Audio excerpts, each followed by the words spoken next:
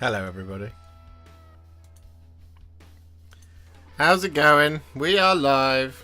We are here. I hope you guys are doing okay. Let me know in the chat if you can see me, if you can hear me, if you are happy, if you are excited. I am joined tonight by Adam and Mr. Richard Watkin. Mr. Richard Smith has messaged me today about 2.5 hours ago saying he really wanted to be fit and healthy for tonight. He's hopped up on antibiotics and so he can't be here tonight. So he is at home chilling, and he might jump in the chat later and keep you all company. So he's in chat. There he goes. He's in chat. So best wishes to Mr. Reza Prime. I hope he is feeling a lot better very, very shortly. But yeah, we're here. Season 3, Tale of Many Warhipsters, Episode 1. We're ready to go. And barring any technical difficulties, we should be all good. But this is the first one in the series, so there will be technical difficulties, so bear with me. There will also be speech difficulties, apparently. Now, I just need to get my little timer clock ready because we've got a lot to get through today, and we need to stay on task. So I need a button that has like a moment, but I'll figure that out later. I'm not going to do that now live. But if you're ready to go, I'm going to undeafen, and Adam and Rich should be able to hear me now, and if I pop over to this screen, you should all be able to now see them as well. Hello. At home, live on the stream. Make some noise, Rich and Adam, so that the people at home can see if they can hear you. Hello, you hello. fine, festive bunch of renegades. Renegades, all right. We can go with renegades. Holy hell, Adam made it. Yeah, no, Adam made it. Adam got here dead on time. Now, everybody knows that if you're on time, you're already late, but that's not the point. He got here dead on time. Sorry, a wizard is never late, nor is he early. He arrives exactly when he means to, right? So, I hear none of this. You thought we'd be playing Middle-earth all day? Yeah, we have been playing Middle-earth all day. I'm very tired. I'm already pretty deranged when I'm, like, not tired, so this is gonna go well. Yep, 100%. Oh dear. Right, so talk amongst yourselves. I need to set the poll up for the vote for the next theme. There's already been a vote, so that vote will be taken into account. Some of you will have already voted in Discord, and you can vote here again. You can make your vote count twice, or you can be really annoying and vote for the other one, and therefore create a dead heat tie. Whichever you want to do at home, ladies and gentlemen. We're using a modified Dahont system, which means we'll end up with a coalition between both options. Yeah. So or a third option that no one voted for. Well, no write-ins are allowed here, unfortunately. There goes my option of Jeb Bush. Sorry, just Jeb ! Yep. Please clap. Jeb! Okay, so the poll is going live now in chat. That is the second vote, obviously. Now, don't worry, I've planned for this. I've planned for both outcomes, so it's all good. But, yes, are you excited for the return of A Tale of Many Warhipsters? Nah. Yeah, of course I am. Yeah. It's a quick turnaround this time. It is a quick turnaround. Yeah. It feels like only a couple of months ago that we were here, because it was, and we are here again. Yes. That is how time works. That is the linear flow of time there, explained for those of you who aren't familiar. Yeah, we do science here, of course. But yeah, so we're going to get started. Time. We're going to get started in a couple of minutes here, because as mentioned, we have a lot to get through. There are 72 competitors this year. Oh, nice. There's a lot of competitors. But limited photos, so we won't be here for 5 hours. Significantly limited photos. Now, I need to have a word with some people at home. Because some people didn't pay attention to the rules. Now, you haven't been penalised this time, but you're going to see in the deck what is expected of you. So, I'm just warning you now. I haven't been cruel to anyone. There were 4 people I could have been cruel to. And like I said in the launch stream, I will take the first photo in the list. And there were 4 people who nearly had their miniature represented with an out of focus, off center picture of the back of the model. But I didn't do it because I am kind. I am Xerxes. It's because it's Christmas and you're feeling festive. But come the new year, you shall return. We shall all return to our normal, bleak-hearted or indeed heartless selves and be horrible. Exactly. Josh is wagging the finger. I am finger wagging.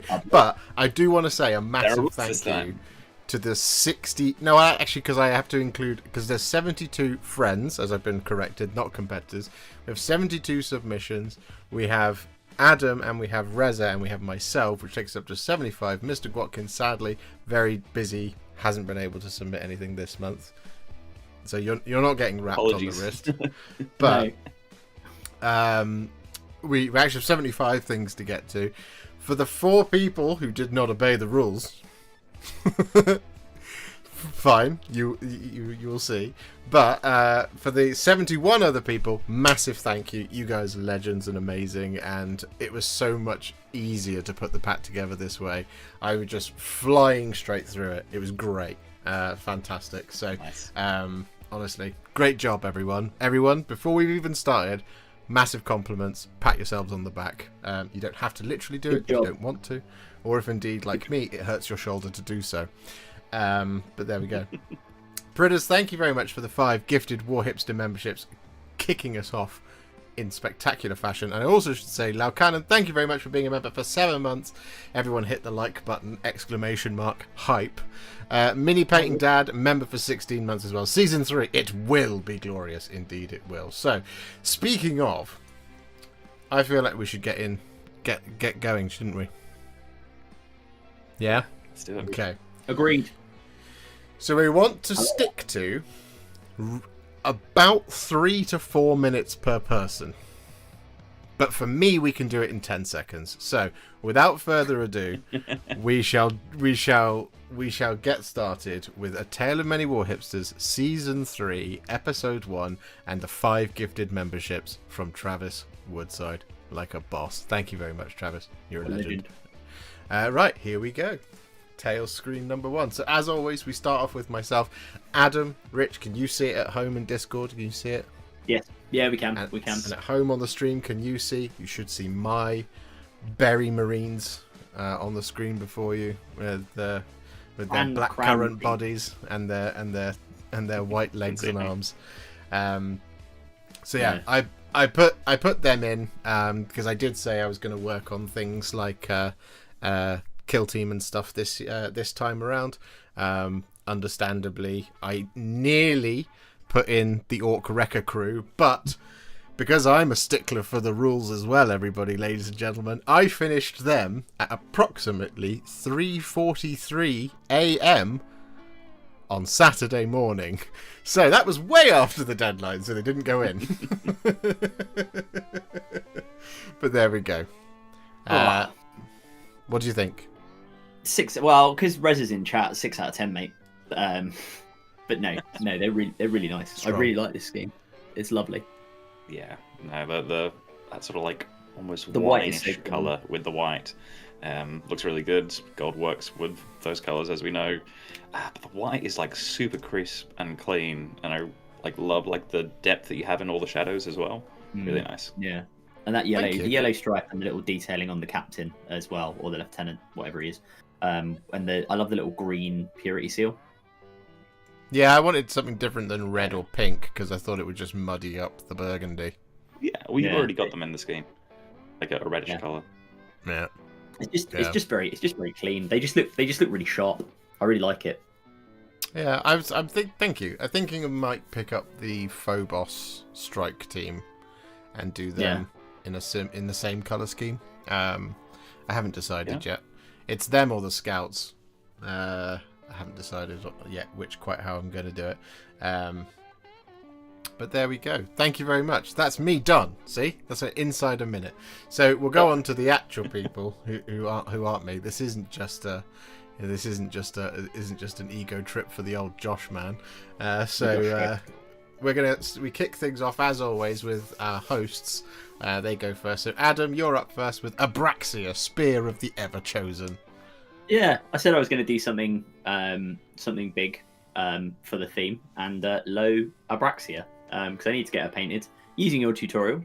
So she was fun.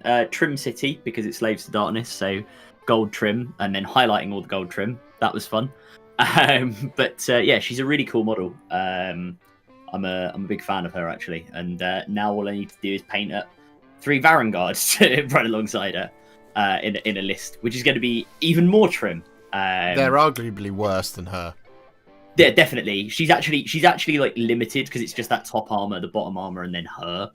Yeah. She's really cool. Doing the sort of like lava fiery effect on the shield. Can't really see in this photo. And the on the spear Gorbolga was good as well. Was good fun. So sort of the nice fiery edging again on that is a good laugh. Yeah, no, it looks great. I mean, it's always great to see like Abraxia. I love the choice of the helmetage face as well. Yeah, it's just such a lovely green on the big monster as well. Yeah, it's cool actually, and Josh's tutorial for those, because Abraxia is obviously she was available in the I want to call it Broken Realms. It's not Broken Realms. What was it, Josh? The series they did to get like her and a bunch of characters in the box set.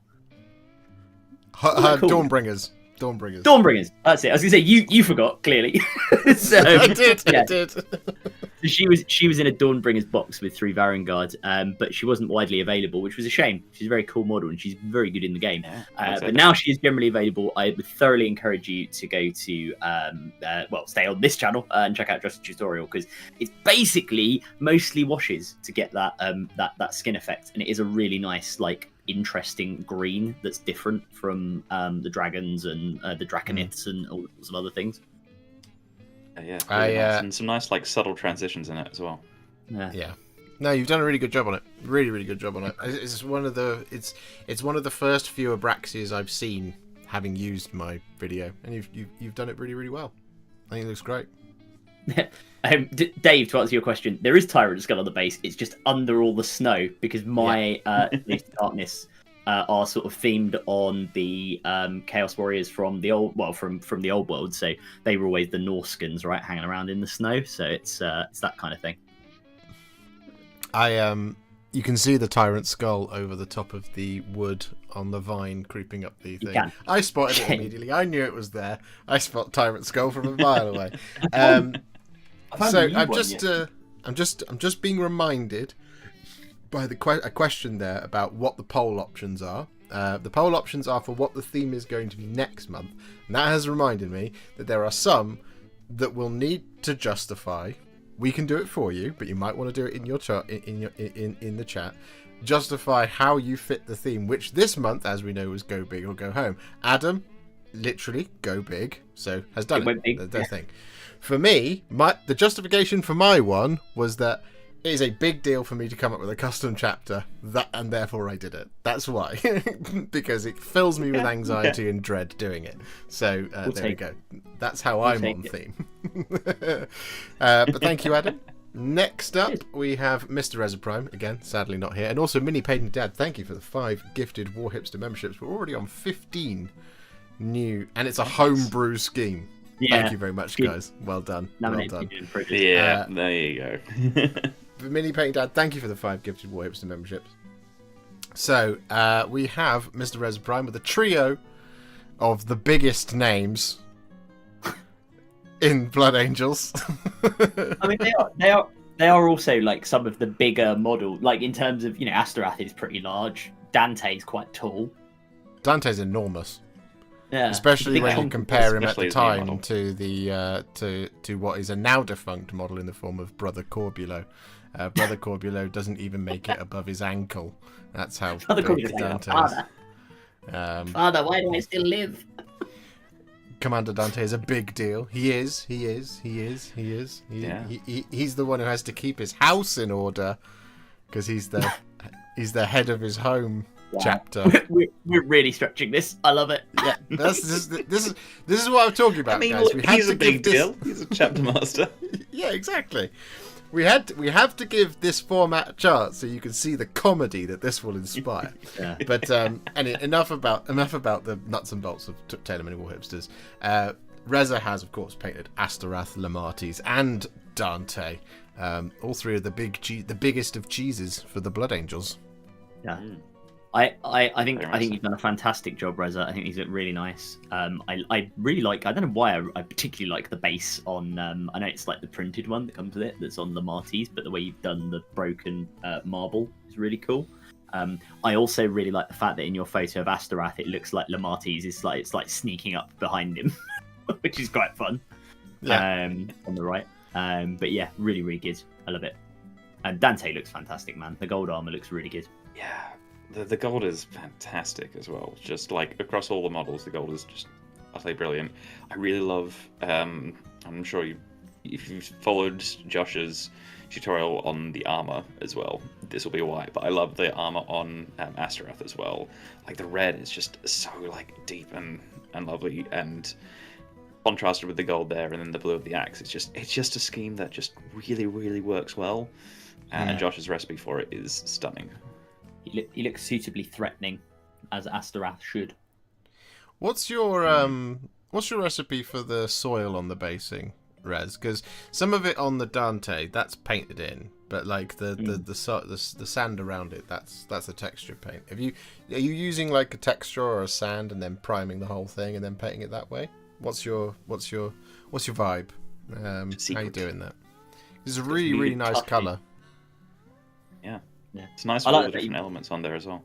I like the fact you've gone with Death Company helmets as well on the ground on both Astaroth and Dante. Yeah. He couldn't stand up to Astaroth's vigour. No, he could not. He was blown back by his vigorousness. It's a base ready mix. Oh, okay. What, from Geek Gaming Scenics? Nice. Or something like that. I like Good it. afternoon, Texas Wargaming. Great result. Howdy. Yeah, now you've kicked ass here, Rez. It's lovely to see you back painting as well. Yeah. Been a while. Yeah. I'm sorry you're not here because of your Yeah, man. I hope you feel better soon. chesty cough. He said to me, I didn't know if I would ruin the stream, and I was like, well, you'll never ruin the stream by being here, Rez. You're the eye candy, if anything. But Yeah. you know. You always if got to you look didn't after feel yourself up for to this, though. it. Exactly. Ivor the Russian ambassador. Yeah. Now, I did leave a slide blank for you, Mr. Watkin, when I texted you saying, where's your pictures? And you obviously explained that you hadn't done it. So I did very quickly go in and delete it because there was almost going to be a hilarious meme of, here's what Rich has done. Shame. But we haven't done Purple that. orc. So we now go in. So, for reference, I like mostly painted it, but I just didn't get the chance to finish it off because this is about the busiest month for me for work. So I just didn't have the time or energy to get to painting this month, unfortunately. Christmas publishing must be a nightmare. Yeah, it's very, very busy. This is like the busiest time of the year for us. Yeah, no worries. All right. So we go on to our first contestant. Well, first friend. Sorry, I'm going to stop saying contestants and competitors. We go on We're not friends, Rich. First of many Warhipsters. Your colleagues, if anything, at best. So first up, we have Mr. Travis Woodside with Gobsprack, the Mouth of Mork, and the what's his name? I've completely forgotten it. The Marsh Crawler Slogoth. Yeah, is he a breaker boss or is he a? He does have a name. Can't remember. Travis, let us know. Jeff. Jeff on Slogoth. My name is Jeff. These are really lovely. Look at the colours on the the vulture thing. Yeah, it just they really pop. Like it's still got that swampy vibe from the base and from like the colors you use like on the most of the model, but then just like the pop of like the plumage and the wings just brings such a vibrancy to the model, which then obviously contrasts with those pops of like a lighter yellow and green on the base as well. It just makes the model come alive. It's really, really cool and perfect for a centerpiece to your army. Yeah, Swamp Boss Scumdrek is the name. Oh, there you go. So not Jeff then. There you go. No, sadly not Jeff. Jeff. No, I really like. I also like the sort of like skin banner things that he has on his back, with all of the or on his palanquin throne thing on the back of the vulture, which have got all the sort of words of Mork on them, haven't they? Yeah. The various prophecies. We should be able to do something crazy like zoom in like this if you want to have a good closer look at it. Yeah. There you go. So there we go. That's the first one. I really love the purple to red, well, reddy pink transition on the wings here. It's unbelievable. So good. But then the blue as well on the head. On the head, just offsets it so nicely. Yeah. Looks like a big condor. We can zoom now. How technology has improved. Exactly. Enhance. And then we can go across here to we have the technology. Scumdrek. There you go. Oh, no. Hang on. Nice. There you go. There we go. Yeah, he looks really good. A symphony of sickly green, and I love that base. It's beautiful, isn't it? It's absolutely beautiful. He needs to get down the water effects there are stunning. And the variety, and yeah, I mean every time I see these sorts of models, I'm blown away by how much you guys can create like this really amazing kind of naturalistic feel, but still kind of lean into the fantasy elements of it, where it just looks so in tune with the world, especially with basing here and the colors you've chosen for the skin and the leather and all the rusty bits of metal. It perfectly evokes like the vibe of this army. Yeah, a few people have said it as well. I love the tongue, the purple tongue, just to be like that little bit of offset color. Yeah, it's gorgeous. It's absolutely gorgeous. Color. The headgear as well is a particular highlight here as well. Just because it's that sort of pop marked rusted verdigris metal, which is just I often think I don't get it quite right enough because I can't get that subtle transition between the shadow and the edge of it perfectly, because I want to edge highlight everything to make everything really pop, whereas here where you've got the subtler transition between the darker pitted areas and the brighter areas where it's less pitted, and then occasionally you have the verdigris and the build-up of dirt and stuff around it. It's just really, really well placed, and it's very, very well thought out in terms of the way you've executed it. It just looks absolutely fantastic. Yeah, big fan. I really like it. Definitely. Great job. Well done, Travis. So now we zoom out. And then we press the next one onto Suetonius with a... What is it? It's an immolator, is that right? It is an immolator, yeah. Yes, immolator. There aren't any organ stuff, so this one is an immolator. Yeah. It's like a stained glass as well. Yeah, it's like a I'm not sure, I can't remember if that comes as standard with the kit or not, but it really makes it pop. Yeah.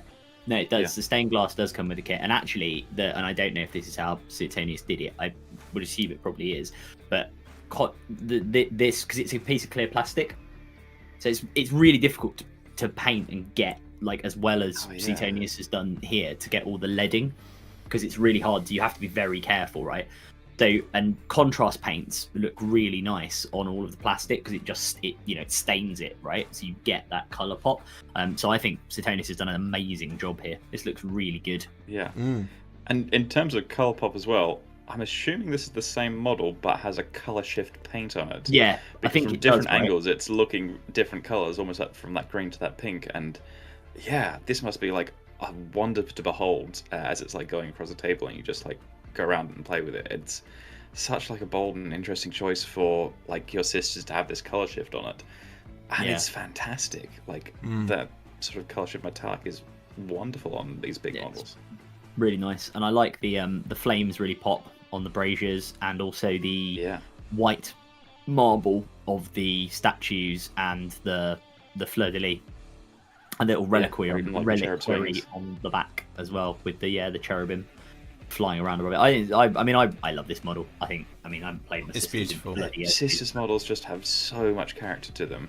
Yeah, I know that can mean they can often take a lot longer to paint because they've got all these little fiddly extra bits of character. But once you do paint them, they just look so good. Oh, they do. They look fantastic. And yeah, Mike, you've done a cracking job here, mate. You should be really proud of this. I think it's fantastic. I'd love to. I mean, if you do this on, an Immolator obviously is still a very kind of over the top, very typical Sisters tank. But I would love to see your take on an Exorcist as well, which is the one with the organs. Because I think that'd look dead cool as well. Yeah. No, excellent work. Yeah, amazing stuff, man. Yeah, brilliant. I'm already seeing a jump in quality this season, says Dave. You're not wrong. But yeah, no, excellent stuff. Right, next up, you see, it's definitely gone big. It's definitely gone big. Yep, we're still on theme. Yep. We haven't had to do any debates. And definitely here one for Colonel. We have Laukavai, the Mother of Nightmares. Yeah. So cool. Such a cool model. I bloody love the... Oh, Soulblight, man. They're so good. It's funny, because when this model first came out, I wasn't like that sure on it. It's like Centaur Vampire. It seems a bit weird, but here it just works so well. You've got that like really nice transition between the two. The Vampire is just so classically, beautifully painted, rich red armor, and then those grey tones in there for the monstrous part of it as well. And I mean, the base just ties everything together. It's fantastic. Yeah, and I really like the way, Colonel, you've done the kind of dark burgundy red on the armor, and then the lighter kind of tabard red as well. So you get that different, just like subtly different shades. Yeah, exactly. And her face looks really good as well. I will say that, because faces are a right nuisance to paint. That's why Abraxia's got a helmet on. Also, because I think she looks cool with the helmet on. But that's why I put the helmet on mine. Yeah. Little tricks of the trade. No, but I think you've done a great job, and you've really got the kind of like the pale skin. I like. Is that like a streak of like kind of white in her hair as well? That's like the what's it? The Bride of Frankenstein type. You know, the strip of white in the hair. I think that's quite a cool little nod to the horror there. You did, yeah. You did it. You should be happy with it, Colonel. You did a great job, mate. I don't know if it was a rush. It looks wonderful. Oh, it looks fantastic. Yeah, the juxtaposition between the rich red, almost crimson of the tabard next to the dark red of the armor, the dark kind of what do they call it? They always call it in the books. They always say dark arterial red is what they say. That's the wrong description of it. Like but they always say that in the books. It's like one of those repeated phrases. I think the red works much better on this model than like the original color scheme as well. Honestly, I would tend to agree. And then I really like it. Yeah, you've got that real kind of richness within those colors, and then you've got the slightly undead nature of the Mother of Nightmares herself, which next to it just creates this beautiful transition between two very different types of texture, which makes for a very, very interesting model that looks very, very, very well thought out, very, very well done. Yeah. The dark red was your recipe from the Cursed City videos. Oh. He's forgotten it. I have forgotten it. I don't know what it is. I would assume, knowing the way your red recipes tend to work, I would assume it's some combination of like Flesh Terrors red and Cygor brown or something. There is a distinct possibility that might be true. Or it's Black Templar thinned down. But, or Black Templar, yeah. I mean, either way, it looks good. It looks really good. Yeah. It looks great. It looks really, really good. Yeah, Next up, we have Dave Hall with a trio of Vanguard Paladors with Stormstrike axes.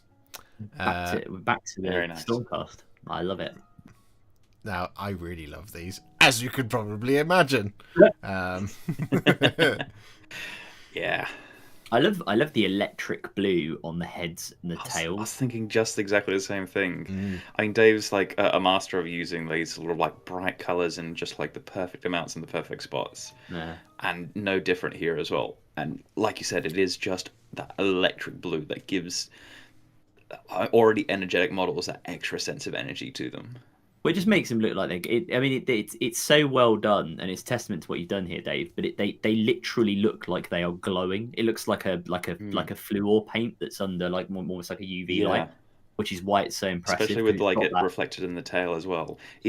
Like it's almost kind of like animated like electric eel kind of energy, where like you said, it's running through them, and it's almost creating more lore about these creatures because they're so bright and vibrant and have this something extra to them.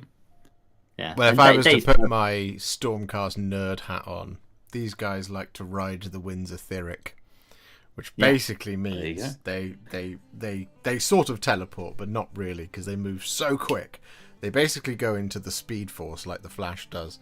But I like the idea that they are it's bright. The heads and the tails are so bright, and so they follow each other. Yeah. And your purple and gold Stormcast always look, super regal. They're just very clean, and you've done that brilliantly again. And the fur on the cloaks is lovely as well. It's got that real texture to it, which is really nice. And actually, it's a good contrast against the Griff. What are they called? Griff Chargers. Chargers. Yeah, I was about to say Griff Hounds, but they're much smaller. Yeah, Griff Chargers. Because it almost gives it that, to Josh's point and talking about the electric blue, they look like they come from another world. They're like the fantasy animal. I know it's fantasy overall, right? But you know what I mean? They're like the fantasy animal, whereas the cloaks they're wearing are the pelt of a real world animal that they have, that we can relate to, that they have hunted. So it's that real nice contrast between them. I think that's lovely. I always find it quite funny in Warhammer models when you have a hunter that is in tune with nature, covered in pelts, riding an animal. And sometimes they're wearing the skin of the same animal that they're riding. So it's like, how's that relationship work? But there we go. But yeah, no, Dave, as always, looks absolutely spectacular. But we must move on. As I see, I'm keeping us on task. We're riding the paint wind etheric. Yeah, yeah. So next up we have Tom Roberts with Molog's Mob, I think they're called. It's the Underworld warband. And go big or go home. Yeah, big purple Troggoth. I'm a big fan. This is such a fun little collection of models as well. Yeah, I mean, I'm always a big fan of Squigs, and Troggoths are just great, and just such brilliant, like, vibrant colours here as well.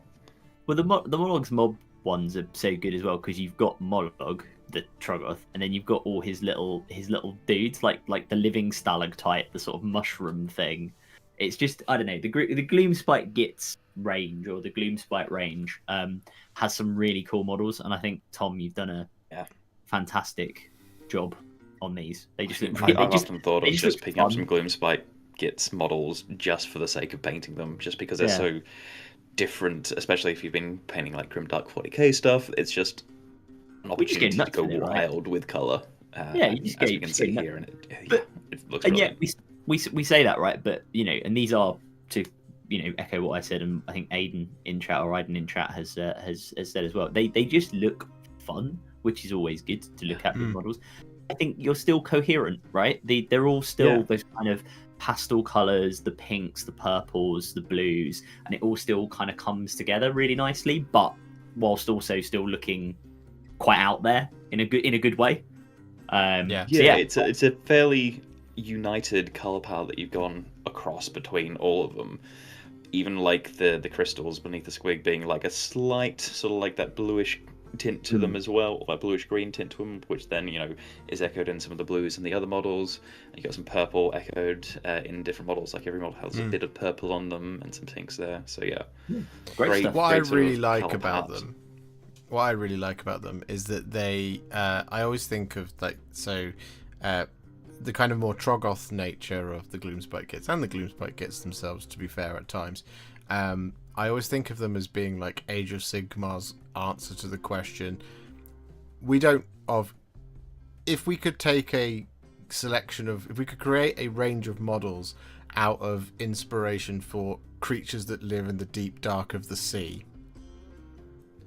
How do we do that? So, like the flying bat squig, for example, it looks straight out of the nightmares of the things that you see whenever they dredge up some horrifying creature from the depths of our planet here.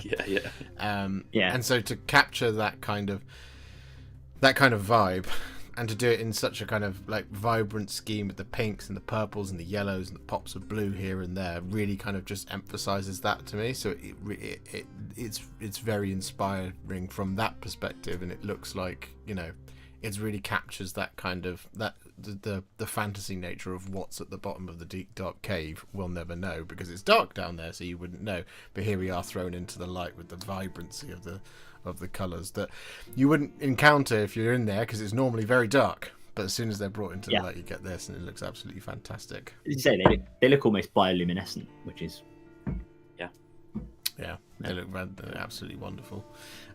Nice. So next up we have No Skill Painter with Iridan the Witness. I mean, great model. Mm-hmm. Yeah, I think you need to probably change your name there, because there seems to be a fair amount of skill here. This looks fantastic. I really love that sort of naturalistic, like the transitions you've got on like the plumage of like the neck there, and then on the back legs as well. Yeah, really, really lovely work. I really like the eye. The eye on the Griff Crow is really good. The Morgriff. Yeah. Morgriff, sorry. With 2 R's, so it's Morgriff. Yeah. Morgriff. Like an episode of Rings of Power. Yeah, Rings of Power. Galadriel's Morgriff. No, it looks really good. I really like the sort of more royal blue on the armour and the kind of the vestments of Iridan. And then the kind of the blue smoke on the axe and the back of the chair that he sat on, the what's it called, saddle. Really, really nice. And that gold is lovely. I'm a big fan of that gold. And actually doing the like light gold to the point that it almost looks like cream in some parts and more silvery in others on the trim and the detailing. Really good choice. I really like that. Yeah. I'm a particular big fan of the way that the feathers are interacting here on the arms, well, on the legs of the Morgriff, and that kind of brighter plumage into the darker, but you've got that kind of hint of red into black, reddy brown into black. It just really, really works. Yeah. It looks really, really nice. They've done a fantastic Just job. wanted to also point out how bright and sharp the axe looks there as well. Like the silver is such like, I'm not sure if it's just the light or if you've piloted that up super well, but it looks fantastic. Color choice or otherwise. And the like the blue runes or writing on the axe stands out. You can just see them on that. Yeah, inlaid in it. Yeah, and it's just a slightly different blue from the smoke. Yeah. Talk amongst yourself for 2 seconds. I'm just going to turn my radiator off because it's getting sweaty in here. You don't want to do a sauna stream. Models are too hot. You can't handle the heat from these amazing models. Your talents are too hot. Yeah, get out of the Warhammer room. No, I think No Skill, you need to, as many people in the chat are pointing out, we will be calling trade descriptions because you need to change your name. It is misrepresentation. You've done a fantastic job, and you should be very proud. Either that, or like, if this is what you do with No Skill, what on earth are you going to do by the end of Warhipster, like Tale of Many Warhipsters? Secretly works for like have skills. Games Workshop Studio. Josh is getting turned on by the Stormcast and the great paint jobs. That is exactly correct. That is exactly correct. Nothing to do with the radiator that you need to turn off. So I have this portable radiator that has 2 settings, hot or Sahara. And the other day I thought I turned it off, but actually I wasn't paying attention. I just turned it even worse. And I was like, oh God, what is wrong? What is wrong with me? And it's like, oh, and then I realised later on my mistake. But there we go. Thank you very much, No Skill Painter. Brilliant stuff. Absolutely excellent. Next up, we have Cloud2466, who really has gone big and gone home in the form of a Night Lancer. We have a Ballistus Dreadnought, and we have an Impulsor. Yeah. It looks like a evolution, like the rise of vehicles. Yeah. This is your escalation league. Bigger and biggest. The Lancer is enormous. Yeah, the Lancer is huge, isn't it? Massive kit. Yeah, I'm always surprised by how big it is because it is a truly enormous piece of plastic, especially now that's in plastic as well. Yeah. We have three enormous large miniatures. I really like it's a nice take on the Ultramarines as well, with the white. Yeah. Well, Fixed like them to the first company, wouldn't it? Yeah. Okay, I'm not just going mental. There is an owl going losing its proverbial outside my window. I mean, we can't hear it, so we'll have to trust you on that one.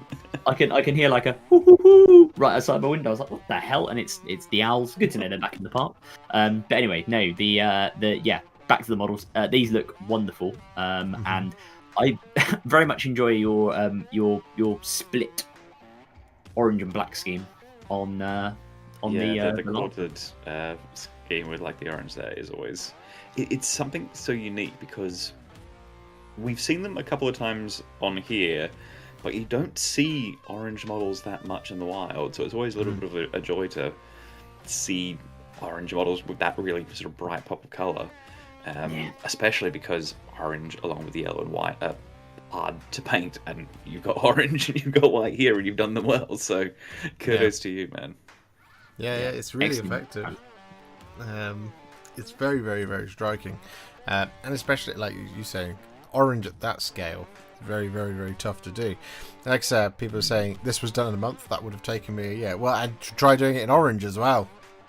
That makes it even longer. But no, it's excellent job. Excellent job.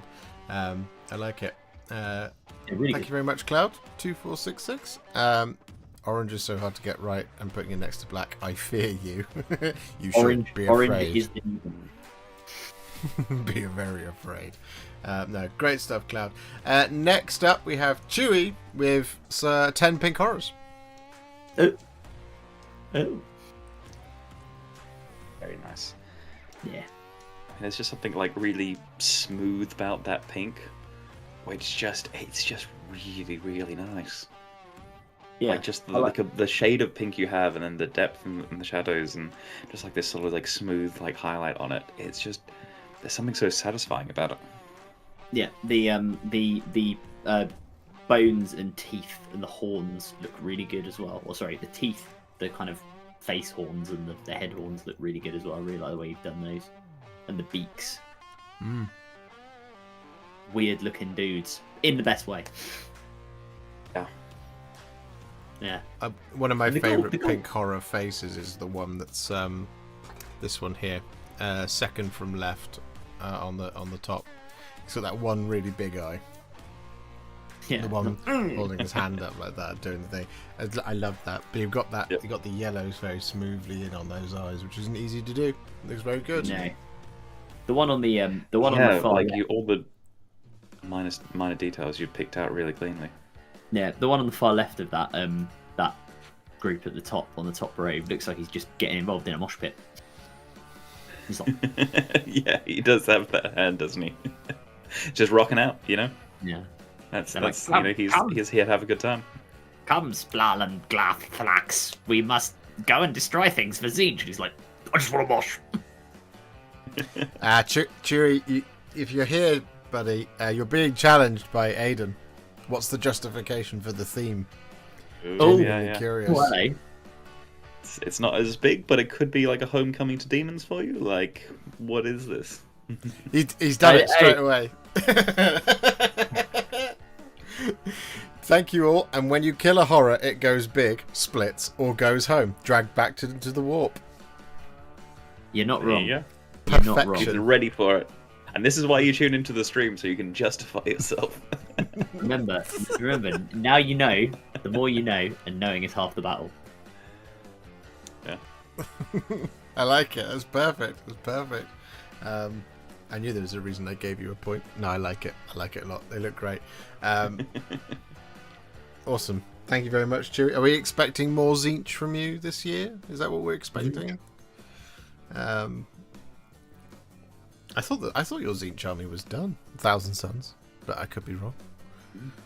Well, that could be the Thousand Suns part, and now we're doing the Demons part. Good point. Good point. Good point. Good Very point, well mate. made. But yeah, no, nice stuff. Lovely. Well done, Chewie. Next up, we have the Tattooed Zoologist with a Lord Vigilant on Gryffstalker. We have a Knight Quester, and we have a Forge Fiend? Forge Fiend. Yep. Yes. That'll be a Forge Fiend. I like it. Trim Central yet again. Okay. Yep. Always Trim City with them. Yeah, But I did clean mine up. as 1,000 Nice. Suns, and that was a mistake. No, these look really nice. I mean, oh man, it just like look, Forge Fiend's cool, it's a cool model, but come on, man, look at these AOS guys. Look at Lord Vigilant. It's so good. That Lord Vigilant is pretty spectacular.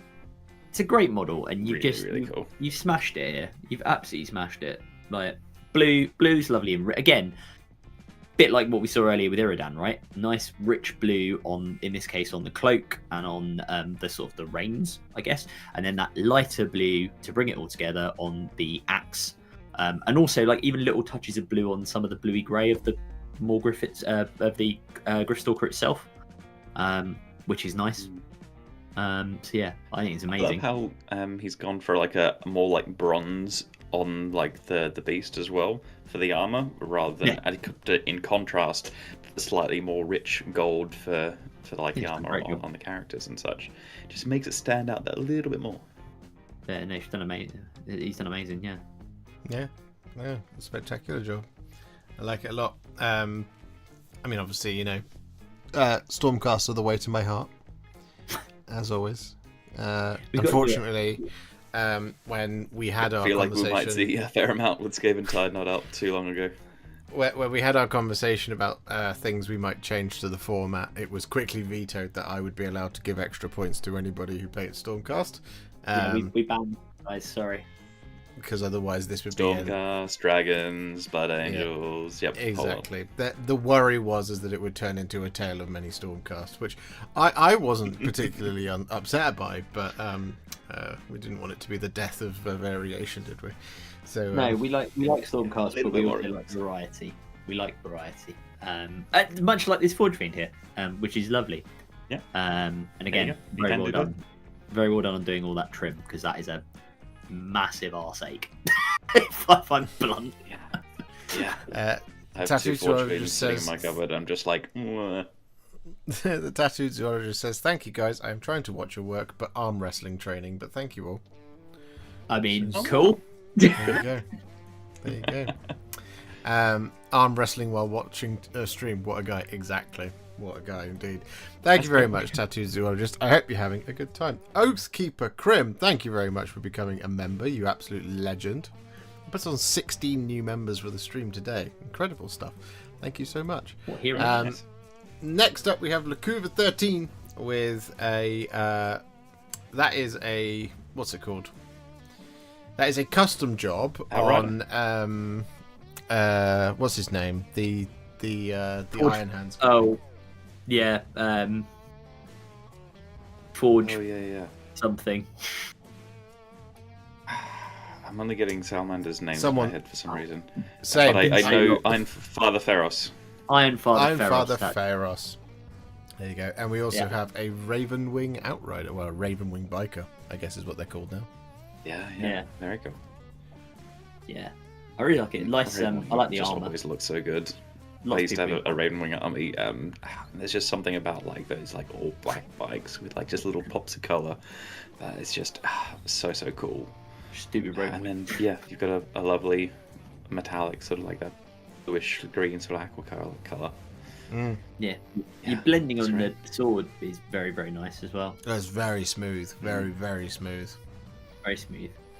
And I really like actually the use of the. I know you've done it on the arms of the pack, and the bolter, but the two sort of purity seal things he has with the red against that metallic aquamarine green is greeny blue is really, really nice.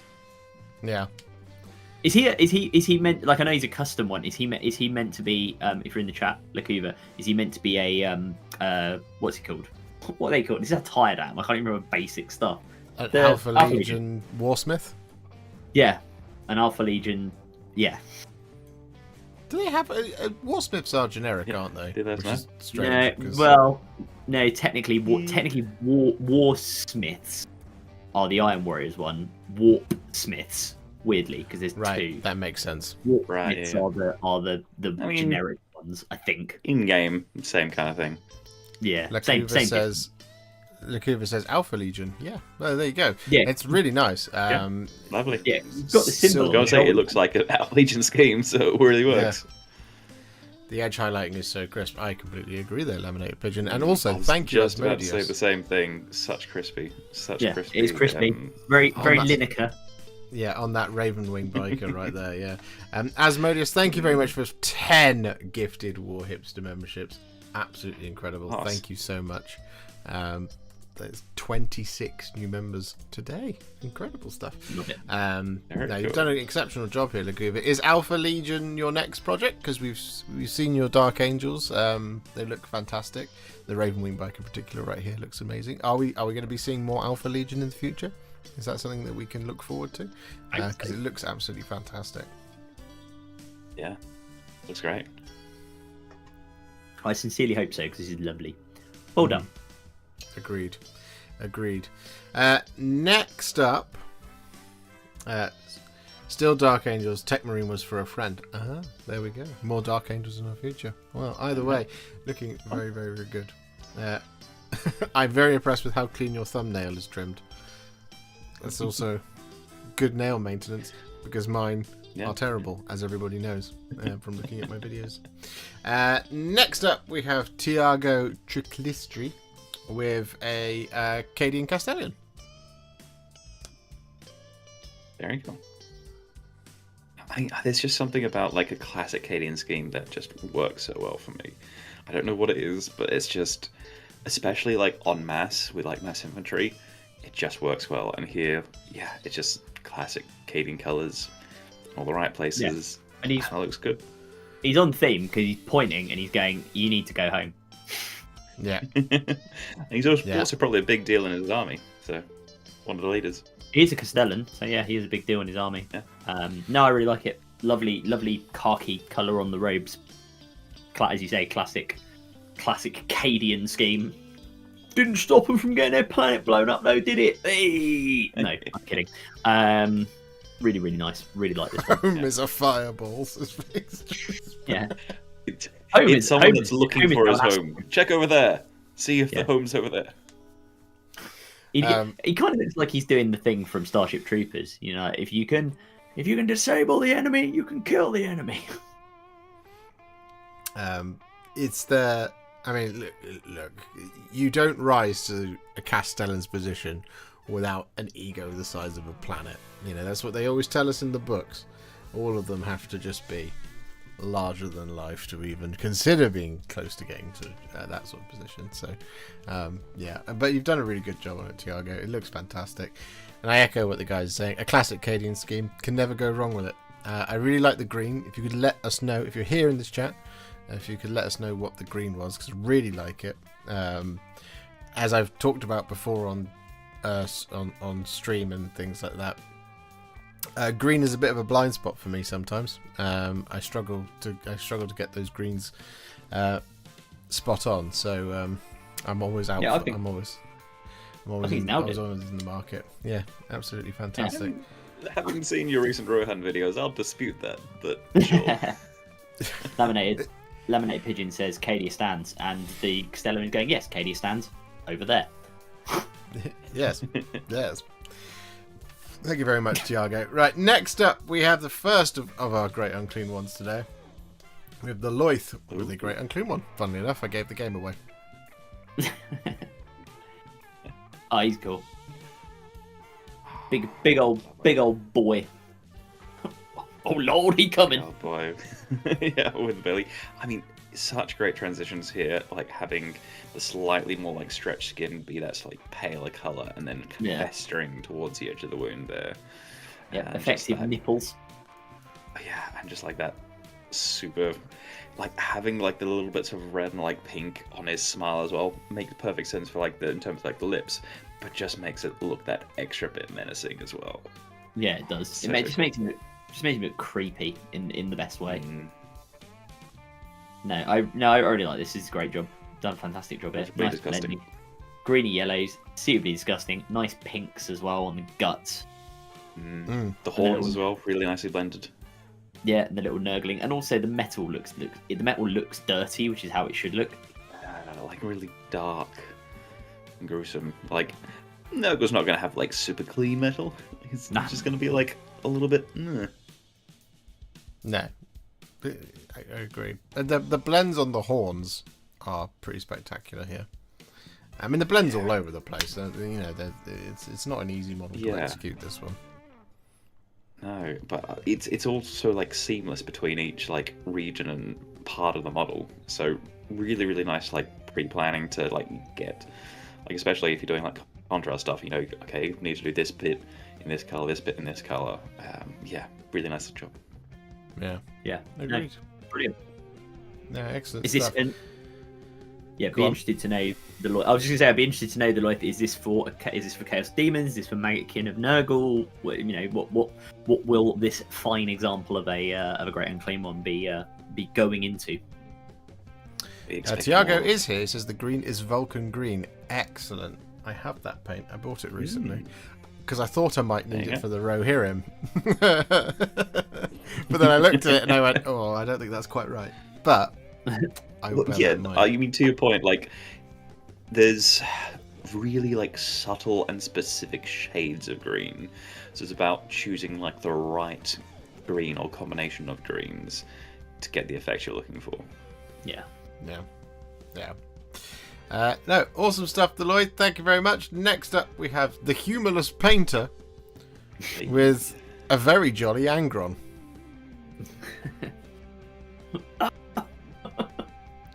All right, Angron. No need to shout.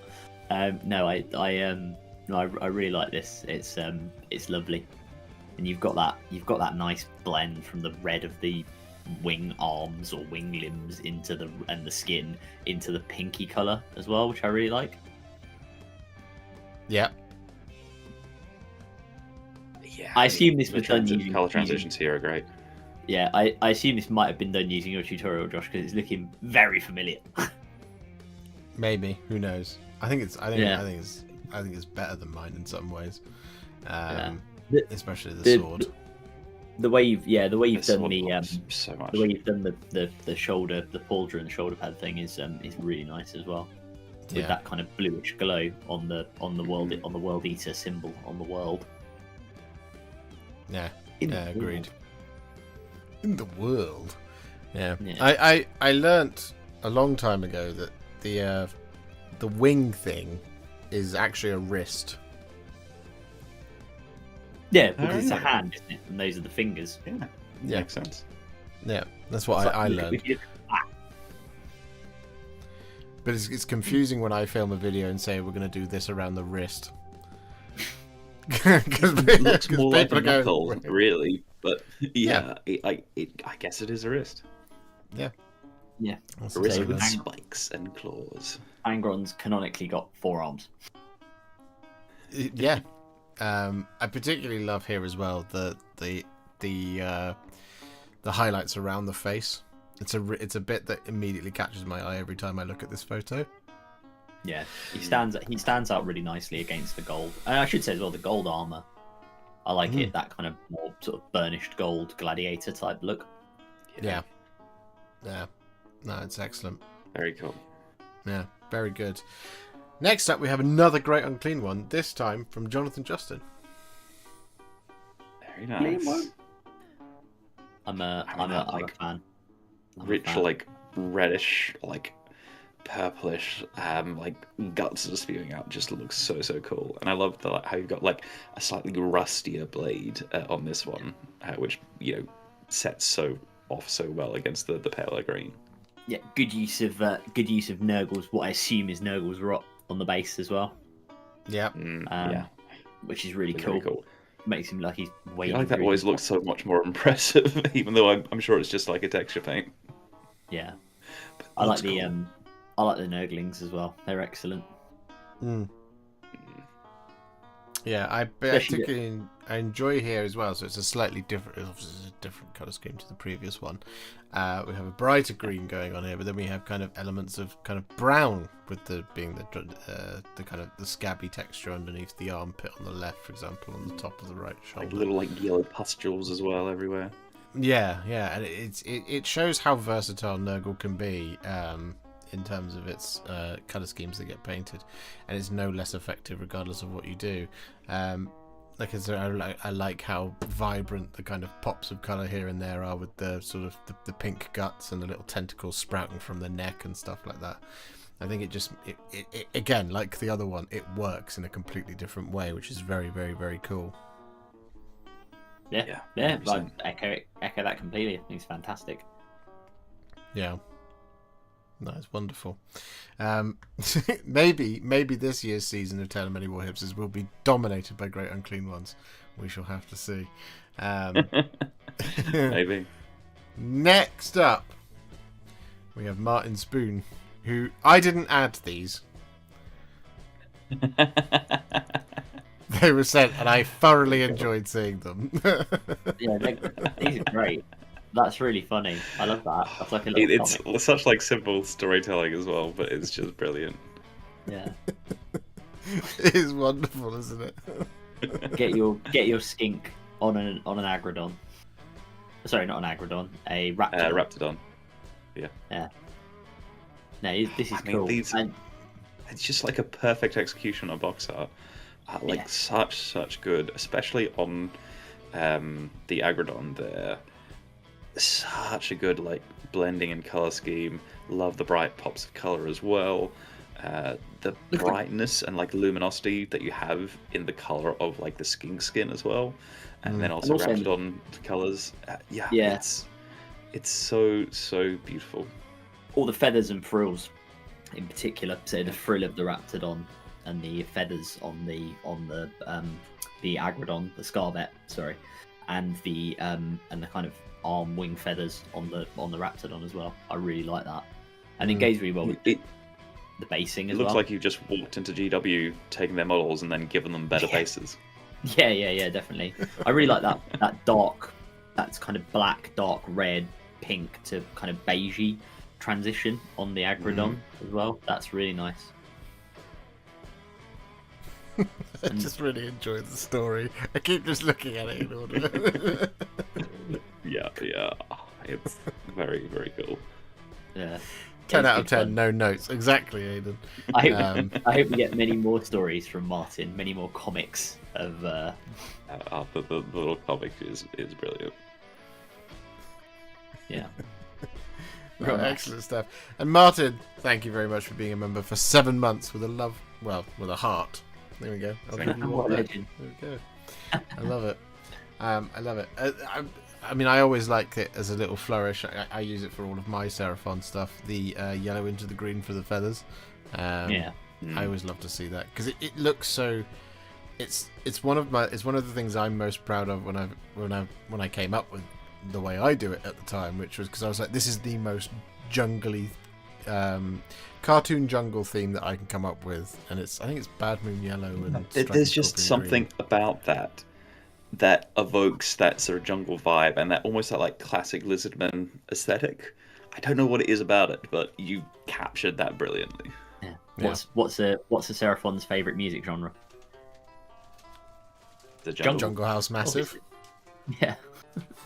just that university challenge round, isn't it? You know, is it garage? No, we need jungle, I'm afraid. Cosmic jungle.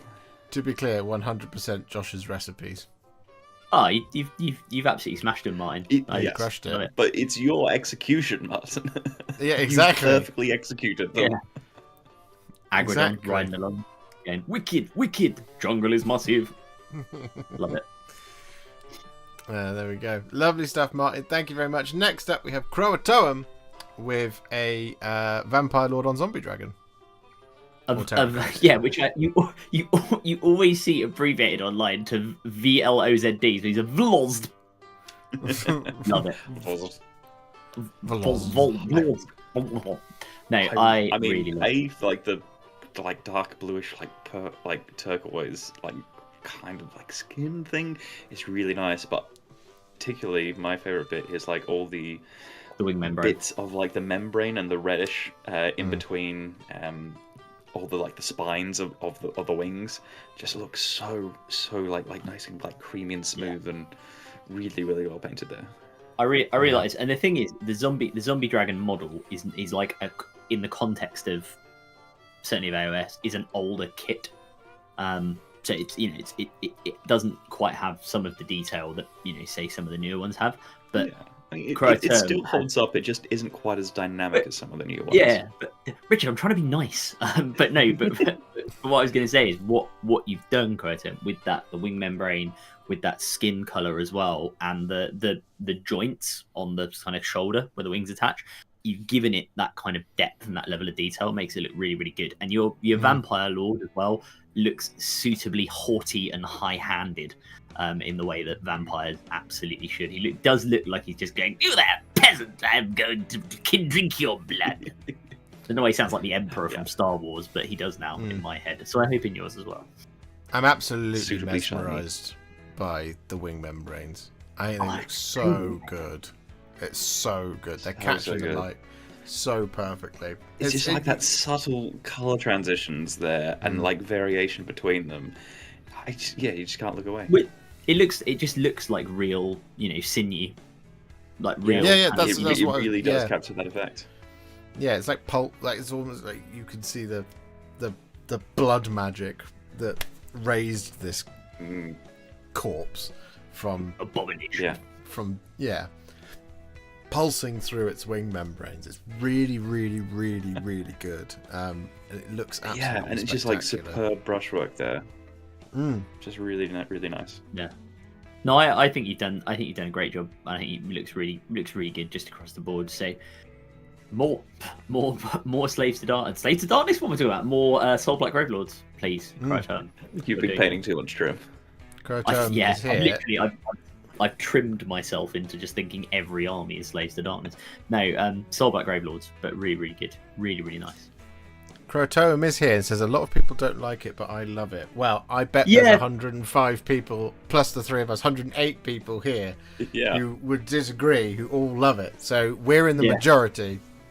But this is what I mean, right? We are the majority. This kit, because it is an older kit, and because if I remember rightly, I think it's a bit of a bugger to put together as well. That's what Croatoan's saying. Like a lot of people who play, because obviously you can use this in Soulblight, you can use this in Flesh Eater Courts. It's a kit that people like. It has its moments, but like has not been perhaps as much loved as it used to be. But this is an example of just how well you can do it, and I think that in and of itself is like worth reiterating. I think it looks lovely. I have 2, possibly 3 of these to do in my backlog. So this is great inspiration for me to get mine done. There we go. Thank you very much, Croatoan. Next up, we have James Minis with an Imperial Knight. I'm guessing Canis Rex because of the Preceptor, but not painted in silver. Because he's got the laser destructor or whatever it's called. Yeah. There. Either Rex or just the regular Preceptor. But I mean, look at those banners. Yeah, those are they not? Those are the banner from the ones in the Sisters that fly, I think. Ooh, that's a good shout. I was like, my guess would have been like Bretonia or Empire somewhere, but could be Sisters. That's a good shout. Yeah, hang on, I've got a load of them. Let me just check. Yeah, well, if you put them together a fair amount, you probably know them better than I do. Yeah, they are. Yeah, they're the banners off of the So you get a blurry view of my bum. No, they are the banners off the sisters ones, which I love. And yeah, this pretty cool. What a cool way of doing the model with that black and red scheme as well. It just gives it. It gives it, like, especially with that quartered scheme, it gives it that knightly, almost like a little bit regal aesthetic, or like questing aesthetic to a knight. Where, yes, they're called Imperial Knights. Here it feels like an Imperial Knight, emphasis on the knight. Yeah. Yeah, I agree. And yes, Alaric, they are indeed Zephyrim banners. Yes, very nice. I'm a big fan of this guy. Yeah.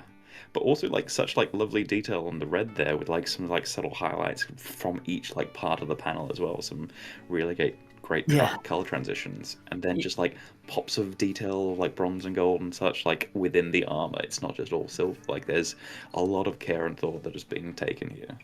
Well, you know what it is as well. You say about the Bretonnian thing, because that black and red color scheme is like the Bretonnian questing the knights, the not Grail knights, but the Bretonnian knights scheme. Right, it's one of their very very classic colors, and then the use of the fleur de lis on the tilting shield as well. It does give it that, you know, as you say, that knightly kind of Bretonnian feel to it. Yeah, it leans super hard into that, and it's so much better for it. Like, you can tell why it's called an Imperial Knight Lance. When, like, because this looks like it's about to like get on the side of like a like, you've got the tilting shield, and it's like it's almost like got a big like. It's literally. It's about to go on a joust. It's going to be like that 2-panel meme that people always use for Warhammer models that have the same names these days, where it'll be another Imperial Knight with a picture of a Bretonnian Knight, and he'll be saying, "I asked for knights, who the hell are you people?" And then a Bretonnian Lord, and this turns up and him going, "I asked for knights, I can work with this." I'm always envious of anybody who takes a model the size of something like this and adds detail to it. As a painter who is obsessed with saving time, if I can not do something on a model, like, you know, if it's like, are these pouches optional? Oh, indeed they are. Well, guess what? It's not going on the model because I don't want to have to put it. I will say. Go on. I was going to say, I will say, as a certified Chaos Knights enthusiast, I am a big fan of sticking spikes and stuff and, you know, nonsense. I mean, mostly birds for some reason with the Chaos Knights on the model. So yeah, I do have a lot of time for James's additional bannerage. Yeah. Top work, James. Something that like makes it extra, that in like a really satisfying way. Yeah. Next up, we have Ice Phoenix 100 returning with some Necrons. Here we have some absolutely spectacular photos. There are some seriously cinematic stuff. There's a great use of like panel photography here. Yeah, it's a Canoptek Doomstalker, if I'm not mistaken. It is indeed. Yeah. Well, I say that so confidently. I'm pretty certain it's a Doomstalker, and you said it, and I was going to say it's the Canoptek Gunman. Which is clearly not what it's called, because I've now it's Reanimator, isn't it? The other one. Yeah, the slightly smaller one's the Reanimator. Yeah, the Doomstalker's one with the gun on the back. This is really cool. I really like the, you know, again, Necron's an army that you can do relatively quickly because of metallics and sort of dry brushing and various other things. This is a really good example of getting those different metallics in there. You've got that kind of Zarakan bronze, the more kind of what's Imhotep's dynasty called? The sort of classic silver on the Sautek? Sautek, that's it, on the legs and on the top armor panel. And then that makes that green on the Gauss weapons and also on the eyes and the sort of energy nodules glow, you know, makes it look like that glowing even more. So I'm a really big fan. And the way you've taken photos, of course, is very cinematic. I mean, really great work on the macro photography there. Like, I always very impressed how like you use like the aperture to get like that really shallow focus. Really impressive work, and just makes the model pop. The model in itself is fantastic. It looks like it's got that kind of like dark, foreboding feel to it. Obviously, they got War of the Worlds vibes, but at the same time, just like the colors that you've chosen, like a slight little bit darker around the body, just makes it feel that extra bit alien and menacing. Yeah, really good. Really, really good. Agreed. No, it's really, really good stuff. I like this. Just like you can just see like the little nicks and scrapes on the armor, particularly around on the head on the top right. That is picked out really nicely. It's because it's old and tired. Now. That's only Malcador's job. But yeah, lovely stuff. Next up, this is one that. Okay. Reza, I hope you're still here. I was hoping you'd be here for this one, because these two are not going to know what this is. Next up, we have Aiden with Godric the Grafted, yes, from Elden Ring. Now I was gonna yell bear witness, but it is 20 past 9, so that might cause a noise complaint. This is absolutely spectacular. I can see why I it's called the Grafted. it. Huh? I can see why he's called the Grafted. Oh yeah. So Godric has grafted many different people onto him in order to gain the strength to hopefully one day be the one to succeed, to become Elden Lord. But he's never going to get there because Godric was never really that strong. So all these arms, all these legs, there's a dragon head that's grafted on, which happens mid-fight in the game. This is an absolutely spectacular model. I love it so much. He's killed many. He has. Is there a miniatures game of Elden Ring, or is this like a 3D print or something? There was a miniatures game that came out. I sure don't they know. would have done one for it, right? Yeah, it came out. It was a Steam Forged Games, the game that came out a little while ago. I'm not sure if this is from the. It was a 3D print off Etsy. There you go. Yeah. Bow witness. I believe Aiden, you were saying stream a couple of weeks back that he's your favourite boss. Is that correct? I've been thinking long and hard about. Because you asked me who my favourite boss was from Elden Ring, and I couldn't think for ages, and I just like... It probably is Melania, Blade of Mikola. No matter how much she absolutely punished me on my first playthrough, I died in the hundreds of times to that boss before finally defeating it. But I love that boss fight. And now when I go back and do it, I always massively overpower myself to just be like, ha ha ha, now who's going to be the one who gets bullied? It's like when you grind at a certain game and then enter the next area and it's like, oh, okay then. Yeah. When I went back, my reference to that is always Pokemon. Yeah. But yeah, I think you've just done an exceptional job here. It looks absolutely spot on from the really, really good from the game. The green on the cloak. Not knowing the game. Go on. Yeah, I was literally just about to also shout out the green on the cloak, so please do go ahead. No, it's spot on to how it looks in the game. Having spent much time, like I said, on my first playthrough, Godric gave me issues. Every boss gave me issues on my first playthrough because I didn't know what the hell I was doing. Second playthrough on New Game Plus, though. Hey! Now it's time to make the game easy because I'm so much better at the game and also much more powerful. Up that difficulty. I was googling him to see what he looks, because I've not played enough Elden Ring to see what he looks like. And yeah, I think you've done a fantastic job on Godric. Looks suitably weird, doesn't he, and scary. Oh yeah. I like the Night Cavalry bosses. This is why I love Japanese games, which this is so great, is that all these characters have amazing names. Melania, Vare, Roderica. I'm just reading off of this Wikipedia thing. Nephili, and then there's just somebody called Kenneth. Yeah, the great Why Kenneth not? Haidt. Adam Good old playing Ken. Elden Ring on stream would be so funny. I don't think the Oh world's no, ready for that. sod that! I can't play Elden Ring. I'll walk around the corner. That Baldur's Gate as well. I remember Josh. I got Elden Ring, and Josh got me on it and was like, "Okay, I'll summon me in, and I'll show you roughly what you have to do." And he just went in, and I was like, "Oh, should we go and fight this thing?" And he just went, "No," because it's like you're a very high level character, and it nearly clapped you. I instructed you to stand on a hill you can whilst I dealt try. with the True Sentinel. But there Yeah. you go. Thank you very much, Aidan. It's absolutely spectacular. I love it. Next up, we have Forge Father Histan with a cavalcade of things. Really, we have a Cities of Sigmar. We have Steel Helm. We have a Yggdrasil Riverblade here. We have a I think it's Auraland Sentinel. I'm not sure what the top left and bottom right miniature of the central collage is. And then we have a Exorcist. Yes.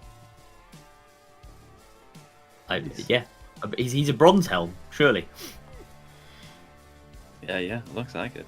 That would make sense. That good example of like that more unified color scheme where everything is like slightly similar but different enough that you can still pick everything out, and it creates that very like thematic look to an army that can actually, especially at scale, work really, really well. Yeah. He's a D&D half-elf ranger, Josh. There we go. Yeah. Thank you very much. There you are. I like it. I'd love to see some It looks. D&Ds. It's very. I like your very. I mean, I wax lyrical about how much I like Exorcists, and I very much enjoy your kind of autumnal red Exorcist as well, or orangey I red. like it a lot. Yeah. I like the sweeping nice. white wings on the back of the organ as well. Yeah, you've done a nice job on the again on the marble detailing. Is it marble? Is it? I think it's technically supposed to be kind of marble detailing on them because it's 40k, so you've got an organ on a tank. What do you want to do? Stick some marble on it. Yeah. Why not? Also, Stick some statues. I also really like the choice of colours for the steel helm. It's very kind of there's a show I'm thinking of where anyway the colour choice is you're using like the sort of brassy bronze for the metallics, and you've got the kind of the brown of the thing. It's very uniformed in a way, which I really like, because the steel helms, you can either paint them completely different as more of a militia type thing, or as professional soldiery, and it looks like you're going sort of more towards that professional soldiery type thing. And I really like that vibe. You have to excuse me for 2 seconds because I've just got to go and make sure my dog goes out. Otherwise, he's gonna mess in the house, which would be bad. So I'll be back on stream. But Forge Father Bog in the stand, nice. Heads up, Josh. Elise Ducharme is back in stock. Thank you. If it's still in stock at the end of this stream, we might go on. I might be able to go and buy it. I was just going to say, there's something about like the middle collage top left that just reminds me of Avatar: The Last Airbender, and that's probably just the color scheme looking a little bit like Water Tribe, but it just kind of gives me those vibes, which is always, it's always very nostalgic for me. So it's just a very effective color scheme. Yeah. Regardless of if that was what we were going for or not. No, I like it. And super productive as always, Forge Father Histan. Mini Painting Dad, thank you very much for the 5 gifted Warhipster memberships. Guys, you've been very generous. I very much appreciate it. Thank you. Next up, we have Alaric 79X with a Rattling Warp Blaster and something from the Horizon Zero Dawn board game. And I can't remember what the name of it is, but as soon as I saw it, I went, that's freaking cool. I know what it is. I know which game it's from. I have no idea what it is. But yeah, really cool. And cool to see some like different, unique minis as well. Yeah, no, I like it a lot. I'm sure those I'm sure those armor plates were like just so difficult to like get inside of and like paint all the things that you needed. So yeah, really well done on that. And then I mean, rattling. It's a Thunderjaw. The rattling gun is just fantastic. I love how like dark and grimy all like the rats like pushing like the contraption are as well. Very cool. The Rattling Warp Blaster. Yeah, the Thunderjaw. Alaric did send another picture which had Aloy for scale. The Thunderjaw on the left is massive. It's not small by any stretch of the imagination. It's very, very big. You kind of just see like the Citadel holder underneath as well, and that it's a larger one. That's the large paint handle. It looks great. They both look fabulous. I'm really interested in the Horizon board game now, as a consequence of having seen this earlier this afternoon. Because I enjoyed the game. I did. I played it. Perhaps bad context time was I played it just after I'd finished Ghost of Tsushima, and there was another one just before it that was very similar. It was riding around on a horse with a bow and arrow, and I was like, right, the third game in a row where I'm riding around on a horse with a bow and arrow. it's like I've done this before. If you like come from like a shoot 'em up or something, then it'd be like, oh, this is like a nice change of pace. But yeah, I get that it's the same thing again. But yeah, it's it looks bad. great. It's just. Yeah, and I enjoy your rattling warp blaster as well. What's your recipe for the warm metallic on the casing and the tank at the back? Because I really like that. Again, always interested in metallic schemes, because metallics. I realised the other day that all of my metallics pretty much yours. Oh, done. Okay. I realised the other day that my metallics all generally tend to veer one way or another. If it's silver, I inevitably use Iron Warriors, and if it's gold, I inevitably use Retributor Armor. So I think 2025 will be my year of trying to expand my range on metallics. But I mean, I've definitely found that it's nice to experiment with like contrast colors over the top of like a bright silver or something like that. Like for my Seraphon at the moment, I've been using Wildwood over like a fairly bright silver. And that's actually created this like quite nice little bronze color. So yeah, it's worth experimenting around a bit and trying to like play with some different combinations and see what you can come up with. Yeah. And what was your recipe, Alaric, for the Thunder? Do you have all your what it looks like? Well, yeah. I always forget they exist. What was your recipe for the Thunderjaw? Because I think it looks absolutely amazing. Like I say, it looks very evocative of the game. This is perfect as far as I'm concerned. But yeah, thank you very much, Alaric. Next up, we have Darksider with a Tree Lord. That is just a Tree Lord, yeah, not just a Tree Lord. It's Tree Lord, not Tree Lord Ancient. Right. So there you go. I love the color here, and having like the purple then into the white, the spiral on the head there, like the glow, like the really subtle glow of the green, the reds of the mushrooms. It is just full and alive with color. Also, like the subtle transition towards like the edge of the bark in like the torso as well. There's just so much like incredible color work going on here. It's really fantastic. Yeah. There's a lot of strong blending going on here. The vines coming out the hand is incredible. Yeah, especially I like how it moves from like verdant green to tentacle horror.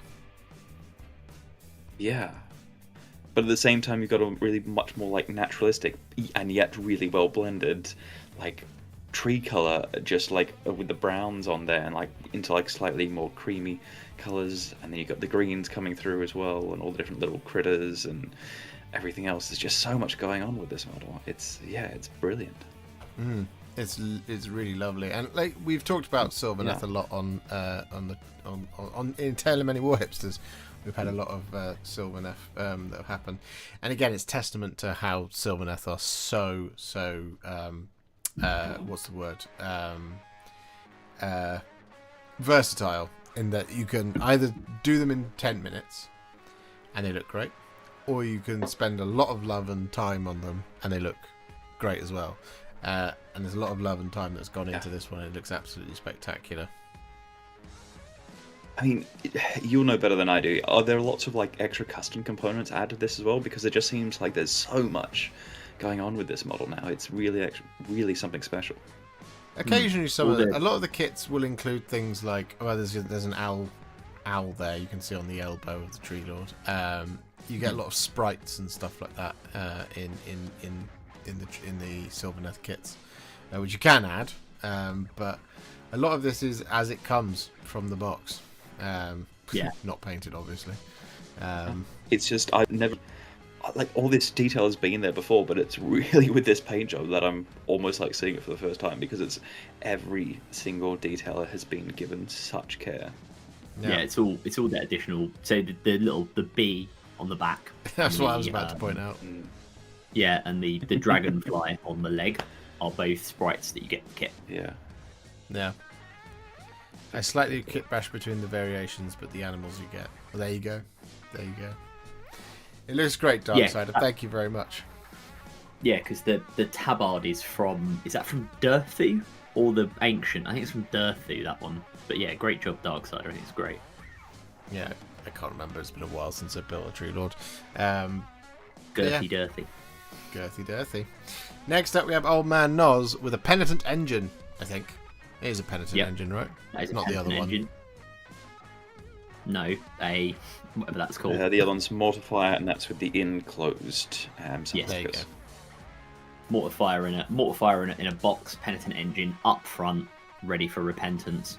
I like the metallic green.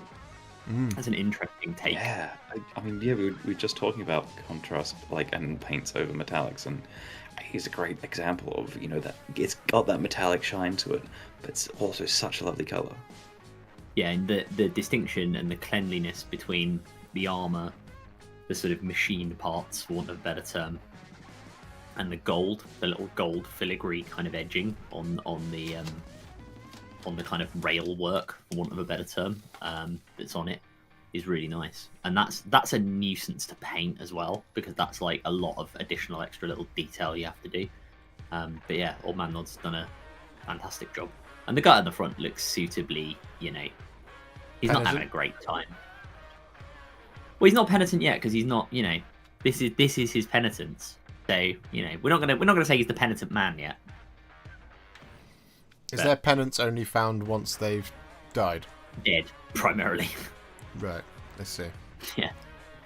Let's see. Yeah. The ecclesiarchy has a very very straightforward attitude to repentance. I like it. Yeah. No, it's great. It's like I said, like you guys have said, it's a composition of colours that really, really work together. It's quite Christmassy, if I do say so, with the red, the green, and the gold. In some ways, it's not just like green and gold. Like there's enough like blue in that green that it's very different from all the greens and golds we've seen before. And then you've got that kind of like blue tone echoed in like all the different like pipes and stuff at the front. And yeah, there's just something different about like this green and gold that hits different to other ones we've seen before, I think. Yeah, it's really nice. Really nice. Agreed. Absolutely sprinting across the desert. Christmas and torture do kind of go hand in hand. They do. Get the indoor round. Sure. Next up, thank you, Old Man Noz. Next up, we have Pridders with a custom Farsight. Yeah. Oh, hello! It's Grey Gundam Farsight. I like it. Yeah, like converted and like custom and like you can't like. I like the obviously big bold blade and like the little drone-ish like hat or shield generator hat that they've got on. Just gives like the model like a different vibe to it as well. Yeah, nutty. No, I'm a big fan of this, and it is quite Tron-like. Yeah, I Laminated Pigeon's got a good point. That's a good shout. Yeah, it's quite Tron, the new one, Tron Legacy. I say new; it's like 10 years old now. Yeah, but really, you know what? Yeah, Jeff Bridges. Yeah, and it's a real testament to like I mean, grey, black, and white, right? It's not me being negative about it. It just is. It's grey, black, and white. But look how effective it looks. Well, it's because of that restraint. Like you've got pops of color on there, and the grey, black, and white has been very considerate of where it's placed to give that sort of like feel to it, and it makes sense in terms of the model as well, because like the white is on the inside as if there's internally there's power and things happening glowing, to move the suit around, and it's just that like subtle glow that's like coming out through all the gaps in the armor panels. Yeah, because this is a what's he called? What's the fast one called? It's Cold Star. Cold Star. Cold Star. Yeah, because that's a Cold Star jump pack. Yeah. But then I'm fairly sure the chassis one you've used is not the Cold Star one. It's the tougher one. I can't remember the name Enforcer. of. Enforcer, yeah, I think so. Actually, maybe not, because the Enforcer I think has the square. I think. Either way, really nice and clean, and does look very effective. I also quite like your kind of white ice, like cracked ice base, which is a nice contrast against the black and grey model. I love that you've given him a Naginata. Yeah, it's my favourite weapon, and like when you see them in like games that I used to play when I was a teenager, things like Dynasty Warriors, anything where you get to use a Naginata shaped weapon was always the character that I wanted to. I can't remember the character that I played on Dynasty Warriors, but I know they were green and they had a glaive, and they were very cool. That is cool. It's a fun take on the Dawn Blade, which is Farsight's weapon. Definitely not demon possessed. I used Cold Star for everything. Green stuff some of the torso to make it bulkier. Blade and the pole were made from plasticard and green stuff too. There you go. Yeah, that'll be why I'm thinking it then. Is because of the green stuffing to make it bulkier. Yeah, really nice. We didn't even think it was green stuff. We were like, yes, that's obviously another GW chassis. Like we didn't like pick out that. So obviously it's very well done. We also with the yellow lighting, it's Batman's Crisis suit. I like it. I like it a lot. It's really nice. I think that, it's actually, I really love like the point of yellow, because it gives a little bit of like extra like depth and warmth to the model, but you've chosen a very cold yellow, which is more sort of blue tones in it and such, which goes perfectly with the rest of the scheme because it's a fairly cold scheme. Like it's more of a bluish grey. You've got bluish like ice on the base, so like it's subtle, but every colour is like really well chosen. We need one more like on the stream, people. The magic number. Well, we need many likes on the stream, but yes, one more to the magic number. Yeah, I mean, just keep giving likes, but one or two more. Absolutely. No, excellent work, Priz. Thank you very much. Literally. Next up, we have Laminated Pigeon with a Razorback. What we were talking about earlier there, Rich. Yeah, we were. Yeah. Cool. Well, do share with the rest of us. Oh no, we were talking about. It's just an old story about las cannons and Imperial Knights. Yeah, right. an old story about Razorbacks versus Knights and the relative merits of assault cannons versus las cannons. But we won't go into it. No, I really like this. This is really nice. It's just quite an interesting scheme. Because what I like about it is, and maybe this is the point, and Laminated Pigeon can tell us, but it looks like it's like had its paint stripped off quite deliberately. Like I don't mean as in your paint job. I mean as in the model looks like it was like an Ultramarines Razorback that then this chapter has like repurposed and kind of stripped the paint off. Or the environment has. Yeah, it's got like this really like subtle weathering all over the model. You have to tell us how you did it. I think contrast may be involved, but yeah, it's just like this really subtle like variation between the colours. It's a really nice armor paneling. It is really, really nice. It's cool. Very effective. I like your additional gubbins as well. I'm a big fan of a fuel canister and a box on it. Dry brushing, tons of dry brushing. Add all those extra bits. Help. Help me. But that's the thing, like it does dry brushed. No, it doesn't. Like there's so much extra weathering to it. Like I look at this and I go, I don't know how that's being created. I don't think it's dry brushing. So for them to turn around and be like, no, it's dry brushing. I'm like, how? Yeah. No, it's it's a really nice take on the Razorback. Again, an older kit, but it made it look great. Yeah, No, it looks more like you've gone, particularly Really? around Yeah. here on the dozer blade at the front, rather than dry brushing. It looks more like you've gone in and you've done narrow kind of, I guess you would call it like paint chips in some ways. So you've used a small fine line brush and wick the lines up. Because if I dry brush a vehicle like that, it don't look like that. It usually my concentration will lack at some point, and there'll just be a big, very clear like smear almost. Whereas none of this looks smeary at all. Yeah, no, there's no schmear here. It looks great laminated pigeon. It really You does. know what it might be? So I think I'm why this has sort of been doing my brain in so much. Maybe it's like starting with a light color and dry brushing the darker color on, and That would that's make what sense. giving it this really weird sort of like, you start with like the pale grey and you dry brush on the blue, so then you're left looking like you started with the blue and did a really, really heavy dry brush of like the grey weathering on it, and that's what's sort of doing my brain in, is you've dry brushed with a darker colour. He says that's what he did. There you go. Nice. Confirmed. Yeah, it looks There you great. go. It looks wonderful.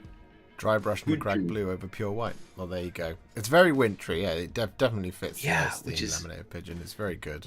That's yeah. I was like racking my brain. I was like, "How is this done?" And because for you, yeah, you're just going, "Well, it's just dry brushing." But for us, looking at it for the first time, it's such a unique way to dry brush with the darker color. I'm not sure if I've seen it done quite in the same way. That it looks like kind of unachievable. It's like, how have you done that? So yeah. Very impressive. Executed brilliantly. Anyway, next up, we have Fake Street Spirit with basically Skaventide. Just Skaventide. It's the whole thing. Yeah. There you have it. I mean, go big or go home. Go big or go home. Right, there you go. Yeah. I mean, these are lovely. They're just such cool models, and you've done a fantastic job. Again, blue and gold. Seems to be the day of blue and gold. Blue and gold. It's like such a rich blue as well. Yeah, it is lovely. It is lovely. I mean, I say that I've done my Stormcast as blue and gold as well, so I can't really talk because I'm in the same boat. But yeah, no, they look really, really good. I really like them. More blue on Stormcasters the loving wall. it, naturally. The prosecutor wings in particular stand out to me. Oh Like, yeah, stunning. just So so like clean. just having that little bit of like lighter blue in there to transition out to that sort of like deep rich blue is just fantastic. Yeah. And then obviously you've got those the same colours like echoed across everything else. Yeah. Oh, Fake Street, stuff. don't worry about being beaten by the Terminus. He's cracking, mate. I think he's done a great job. It's very, I'm getting very Only the Faithful vibes. Who shall be victorious? Only the Faithful. This is the problem. Josh got me reading Plague Garden, so now I'm all in on Hallowed Knights. Can we have a zoom in? Is what's been asked. Yes, you can. Yeah. Zoom in, and especially on like the Skaven Yeah, as well, do it. because the models are smaller. There we go. There's all of the Stormcast in all their glory. Look at them. I like your fire on your on the brazier of the Lord Veritant. No, not Lord Veritant. Lord. What is that one, Josh? Yes, the Veritant. Is a Veritant. This one. Okay. This one here, the blind one. Yeah. I wasn't just Yeah. making it up. Yeah, I like. That's I a like the flame. I like the flames, and the Quester, of course, has the brazier as well. And there we have. I like the blue. The Skaven. Ooh, I like the blue flames on the what's he called, Memorian as well. Oh yeah, man, your Skaven are lovely. So cool. Horrible I rat was definitely men. tempted by the Skaven half of this box, and I mean, this, rat- this is just such a really nice paint job. I love rat like the ogres rich look like great. dark red on those clan rats as well. Yeah, I like your use of the greens on the Warplock Giselle team as well. Like that the one to the left with the kind of the guy who's holding the shield. The kind of two different greens you've got on his like rags basically that he's dressed in. These are really, really, really good. Really lovely. I haven't painted any of my Skaven yet, and I really need to get on it because this is inspiration. This is Yeah, inspo. great models. You should. You should. Yeah. Josh loves painting clan rats. It's his favourite thing in the world. Yeah, I love it so much. I'll never do it again. Yeah, we keep the entirety of, for anyone who's new to Tale of Many Warhipsters, the goal in life is to get Josh to paint a combination of clan rats and Bard's family, apparently. Better count the clan rats to make sure he hasn't cheated. No. Built on really, what are you playing at? Yeah, really good fake spirit. I think be very proud and remarkably productive as well. I dread to think what you're going to pull out next month. Yeah. New 40k. You set the bar far too high. Yeah. What are you doing? Yeah, you got to produce a whole Skaven tide every. You don't have to do that every time. But there we go. Thank you very much, Fake Street Spirit. And he did say, big shout out to James Mathias, who was a great help getting me back in from the edge. Well, speaking of James Mathias, who is here in the chat, we do have James up next, who I didn't put his name on the bottom because James went out of his way to do this. And Alice will, if ever you are, I just laughed. I laughed with joy seeing this, James, and you put your own name on it at the bottom there, bottom right. But as you can see, James has painted up the spearhead for the Sons of Bahamut. And not only that, James has written himself his own rules. So as you can see, this is James's submission, and it's absolutely gorgeous. These are great. The guy, I mean, the colours are fantastic, but the blue guy in particular is giving me massive genie from the animated Aladdin kind of vibes, which I love. Mm-hmm. Oh, they're really cool. I love how he's got, like, if you read the rules, there's also like the one GS as in gold star with the keywords Warhipster community and fun times. Fantastic. I just love core, attack, such vibrant models. Yeah. Yeah. Resolve painting attacks. We've got Jolly Green Giant, Red Blue. Like, usually you just see the just regular skin color. Yeah. I'm not sure. And it's reflecting such great depth in all the colors that it sells them and skin tones here. Yeah. Like, there's some really nice, I want to say like flesh tone work, but it's not flesh tones, but really nice color work shown across a range of different colors. Like, you've shown like really good control of green, a really good control of red, a really good control of blue. Like, they all work really well. Well, look at the light points that have been painted in on the tummies. Yeah, it's really nailed it. And then like the faces have like a little bit more detail, a little more highlighting about them. Yeah, it's just really good. It's unbelievable work. Yeah, I will say in the best way that the Green Giant is not somebody who I would buy peas or other frozen vegetables off. For those of you in the UK that know what the Green Giant is, he would encourage you to eat your sweet corn though. Green Giant.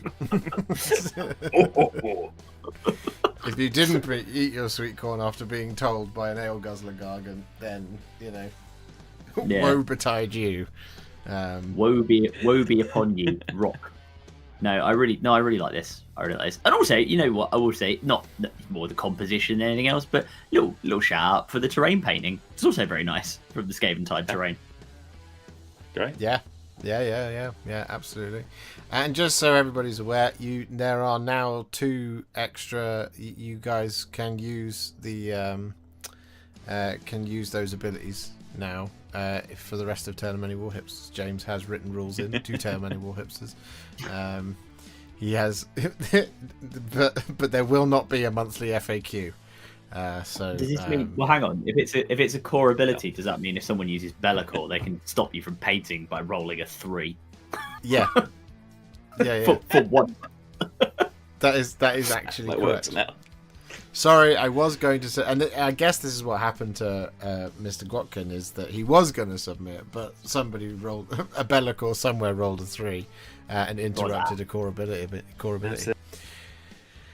He painted the terrain in this as well. Oh, there you go. James went big. No, James went real big. This we got 2 incredibly productive painters one after another. Stars. Yeah, Fake Street Spirit and James have gone overboard with the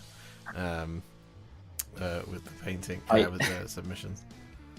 I just did an experiment, Rich, to see if I could stop you painting for another month. And I was going to say that you know how I roll when I do MESBG, and frankly how I've been rolling today. And I was going to say, we'll see. I probably won't roll it, and I have rolled a 2, so you're fine. You better get painting. All right. Bellacore stopped Dan from the painting. Christmas break coming up. That's a chance. I've got more of a chance to paint over that. So, fingers crossed. Bellacore stopped Dan. Sorry, Dan. James says, "Thank you all. These were the most frustrating models I've ever built and painted." Well, you did a great job. You did an amazing job, James, as always. Doesn't come across.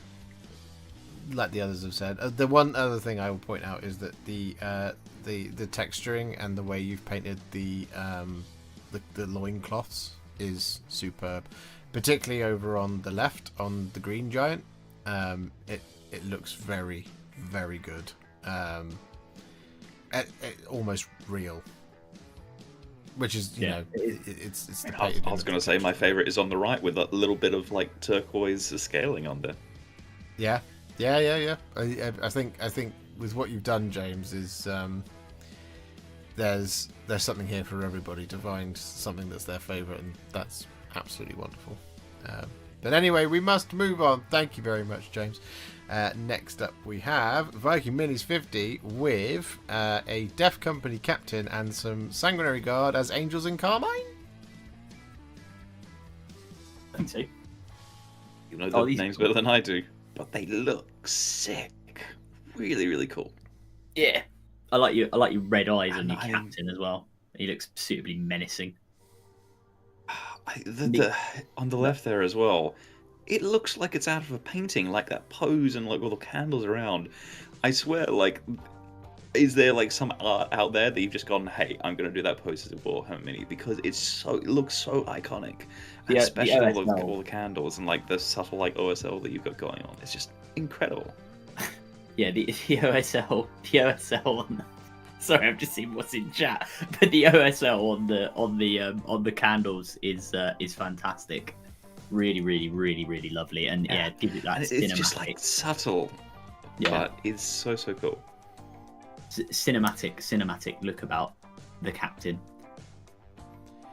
Justice for Bard's family. Thank you very much for the 5. We will achieve justice for the most beautiful kit GW has ever made and ensure that Mr. the Warhipster paints Bard's family. Well, the theme is the good, the bad, and the ugly, and realistically, Bard's family are just the ugly, and the ugly. So, at least it will fit into the theme if I do it. So, there we go. Yeah, that's the one that's running at the moment. So. What's the effort of creating a YouTube account called Justice for Bard's Family? Yeah. It's because we've been very critical of those models. Thank you very much for the 5. Yeah, I'm a big fan of these. I think your white on your Angels and Carmine looks super clean. Love the blue on the swords, and obviously the blending on the wings, the black and red, is really nice. And also the Saltaires that you've painted on them are very good, because those are not easy at all, particularly over white. Yeah, really, really, really nice. Everything about this is just very, very cinematic and quite frightening, actually. Quite kind of gothic in the best way. Oh yeah, this is the most gothic. This is the Warhammer 40k. You are the Warhammer 40,000. John Warhammer. Exactly.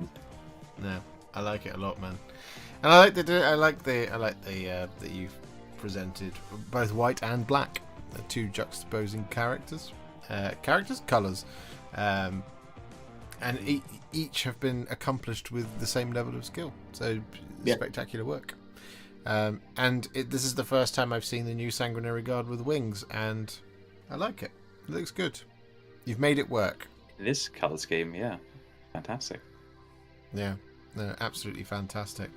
Right. Next up, we have... Why didn't that work? Did I click on something else? I did.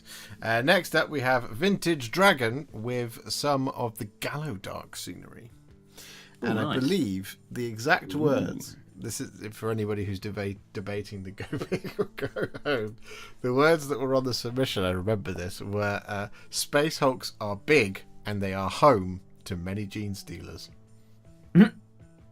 Yeah, no, I wasn't going to argue. Like, yeah, you're doing terrain which is going to be home to creatures and stuff, especially this terrain. It's also big. I mean, yeah, great, really like rust effects here, and then all the little details picked out. It's so cool when you see terrain that has that extra level of work and detail to do it, because it just adds so much immersion into the game. So cool. the glow on all of the sort of like the lighting, almost like glow on the lighting panels, is really nice as well. I like that cracked green one at the bottom. Yeah, the cracked green is that really one's nice. brilliant. That's what I was about to point out. It looks lived in. Yeah. Yeah, so often, and I do this with like, I've got some, not this specific terrain, but it was more like Moon terrain that came out, and I just did a quick job to get it on the table quickly. It's taking the extra time is so worth it, and yeah, well done here, because I'm sure you put this on the table and play with it, it just adds that immersion and the storytelling, and it looks fantastic. And if your eye wanders away from your models, it's just, you can get lost in the terrain. Yeah, it's got that kind of immersive nature to it. I think it's cool. Yeah, it looks great. It's really, really nice. I need to paint my boarding actions terrain. I realise I do have enough for a full board now, so I need to actually do it. Nice. So guess I know what I'm doing next time I come around your house. Well, I've got enough terrain to play every game system now. I think Kill Team, Warcry, 40k, Yeah, just about. AOS, MESBG, boarding actions, and all of it. So I just need to paint it. Is the thing. And Mr. Boob in the chat, to answer your question, yes, I also have a full box of boarding actions terrain, plus all the Gondor terrain. So we will have a terrain day at some point where you and Rich can all come round and paint the damn stuff, because it's like a multi-person job. I think we've still got a couple of houses to finish off as well. Oh god, yeah, we've got to build a lot before we get all the new Rohan scenery for all the people that have gotten the new starter boxes. But yeah, I mean, we can do like a whole board of Osgiliath and then some. So yeah, it's good terrain just adds so much to the game. Contrast plus how to paint Rohan houses coming soon to a YouTube channel near you. But thank you very much, Vintage Dragon. We simply must move on. So next up we have Stephen Cox with Supergirl. Oh, nice. Cool little model. Very cool. Jerry's Vintage Dragon is in the chat. On here. Is in the chat and says it is Riser Rust from Citadel. Well, that is spectacular use of Riser Rust. I've never seen it used that much, and we'll just quickly go back. I've never seen Riser Rust used that well. That's the most effective Riser Rust I've ever seen. Yeah, it's really, really well done then. Because as has been mentioned in the chat, I use Scrag Brown if I'm going to do it, or I use Typhus Corrosion and then add some Scrag Brown as a dry brush over the top of that. But it's really, really well done. It looks great, Jeremy. Thank you very much. But as I said, we are moving on to Stephen Cox with Supergirl. Cool. No, obviously she's DC. I was going to say, I was like Marvel Crisis Protocol, but no, completely the other comic set. Yeah, no, DC. So I'm not sure what game system this is from. Maybe it's If just DC like have an equivalent to that. But yeah, it looks, I mean, really like bright like colours that go so well, obviously, with the comic book aesthetic, but there's a bit more like depth and detail in the blue there as well. It's lovely. Yeah. Face looks good as well. It's nice, and it's nice. It's that pop of colour against the black, sort of dark grey of the rocks as well, of the concrete, I guess, is really nice. Yeah, it's just like classic comic book vibes. Yeah, absolutely nailed it. It looks like it could be on the cover of one of the comics. Yeah, yeah, I agree. I really enjoy seeing things like this from different kind of sectors of the miniature world. I didn't know that there were DC models, but it stands to reason that there absolutely would be. It's a world I haven't dipped my toe into at all, but it is one I would like to. in the future. I really like this model, and I really like the paint job that's been done on it. Particularly, like as you've mentioned, the basing. There's a really nice kind of light point that's going on towards the center of the spotlight, and it's darker out towards the edges, which is really cool. Yeah. No, it's great. It's really nice. Stephen, if you're in the chat, you can do a simple, a simple color palette, but really effectively. Yeah. Very classic 4-color style to this one too, which is lovely. Yeah, absolutely. It's a superhero costume generally tends to be a more simple color scheme, which works, and it keeps things simple and targeted, which is just Well, it's all about like a bit more. Say that again. Oh, it's just saying that it makes the character a little bit more iconic. Yes. Yeah. No, Nice. I like it. Good I like work, it a lot. Stephen. Yeah, good work, Stephen. Next up, we have Frothy Paints with a Screamer Killer. Hug, friend. Everybody just wants a hug. I like the orange. It's really nice.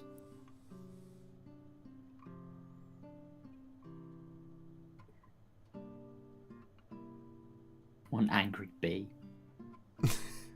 I mean, we've seen this yellow and black, and it just works so well on Tyranids. Yeah. No, I like. I don't know. I think the feathering on the black armor is really nice as well, and that blood red on the end of the claws. Yeah.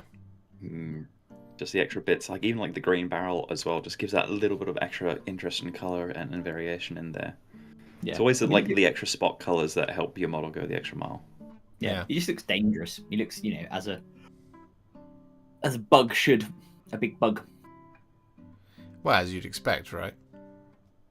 Yeah, cuddles the bug. Cuddles the bug. Yeah, I mean, I think we saw some of Frothy Paint's Tyranids towards the end of. Yeah, I think so. Tale of Many Warhipsters season 2. So to see the Screamer Killer in all its glory. I mean, I really like the kind of the red eyes. There's enough of a glow there that's just, it's really nice. It's just a great little spot of even more danger, basically. Yeah. Yeah. As if it didn't look dangerous enough. Yeah, no, exactly. Super vibrant. I think you've smashed it, mate. Really good. No, I agree. It's really good. Nice. Next up, we have Rob Hock with a Clawlord on Norbeast and some. I think those are the older clan rats, aren't they, down there? Yeah, I think so. Yeah. With spears, probably, yeah. Or storm vermin, maybe. I can't remember. Yeah. Basing on this is solid, nice toxic green. Goes with the warp stone there as well. Yeah, it goes with that warp stone elements that you've put onto the beast itself. The what did we just call it? Clawlord on a Norbeast. Norbeast, that's it. I couldn't remember the name of it. Yeah, I like the sort of that like toxic green color that you've got to really like show up the freakish nature of warpstone, I guess, and the pollutants it creates. And then I like the sort of like burgundy red armor and cloak that you've done, going into the more pinkish colors on the Clawlord itself. That's real nice. Yeah. But also contrasted by the like almost like sallow, pale, sickly flesh of that Norbeast, which is like the desaturated colors from it, which as it's been like sapped of all its color from the presence of the warpstone. Yeah, it's appropriate actually, because I did see a thing with the guys. When they do these videos about how they design the miniatures, where they talk about like, when the new box comes out, they always get like the little interview with them. Where they talk about what they wanted, and the guys who did the Norbeast and the Clawlord, they were like, yeah, we wanted to make it look like it's ill. Like that's why it's so scraggly. Like this is not a particularly like healthy creature. Like doesn't mean it's not dangerous, but it's this kind of mutant beast thing from the Great Nor and from Skaven. Crawled out of the sewers. Yeah, and I think Rob's really captured that here with that pallid skin that you say. Did you say? Yeah, I would agree. I really like the. You kind of keep in that kind of. What would you say? Diseased illness vibe with the sort of the pink and reddy purples of the red into the purple of the cloak. Yeah. You would call it. They used to have on the Citadel Paint app. It used to be called inflamed flesh. Kind of used. Yeah. It used to have that. It used to have that vibe of really pale skin with pink and purple bruising on it, basically. Was how they did it. It's really, it's really. It's just honestly just a really as a complete package. All the nice little individual elements, but it just all comes together real nice. Sorry, all comes together real nice. That's not English. All comes together really nicely. Yeah. Might have been very tired. Next up, we have Captain Mannerings with some Druki. Yeah, aren't these like the Sea Guard or something? These ones? There's a Lothern Sea Guard. They're the good guys. Well, no, yeah, but I thought these guys had guys. some. I thought these guys had some sea-based thing, raiders or something. The Blackguard. Yeah, maybe that's what I'm thinking. The Blackguard. I don't know if they are. Probably not. Some sort, or like maybe some sort of pirates or something like that. Yeah, I can't remember exactly. Yeah, I mean, yeah. I like the Yeah, I like there. these. Dread They Spears. look. Oh, just Dread Spears. Yeah, they look very Druki. Like they really do. Yeah. And just to be clear, I said Druki, not Droopy. They because they have that kind of, and I like your use of the blues and the blacks and the purple, and then just that little touches of pink here and there on the bindings and on the love a good pink tuft. That's alien pink from Gamers Grass, I do believe. Yeah. I know my tufts. Well, the tufts are a great place to highlight the spot colors you have. So here you've got little bits of pink on the rest of the models, like wraps around the spears and such like that. So putting that pink on there just reiterates that same sort of spot color and really ties everything together. Yeah, I really like the bluey purple on the banners, on the banner with the two kind of bits to it. And I also what I really like as well, and maybe it's because of the way you've done the paint jobs, or it looks like fabric, like it has that kind of like fabricy look to it. It's also got like a slightly faded look to it as well, as if like towards the bottom it's like it transitions slightly, and so it's like an older banner that's been used for quite a while. It's Levi's, mate. And I was just Levi's 5 Levi's. I went all West Coast. Levi's 501. That's what that is.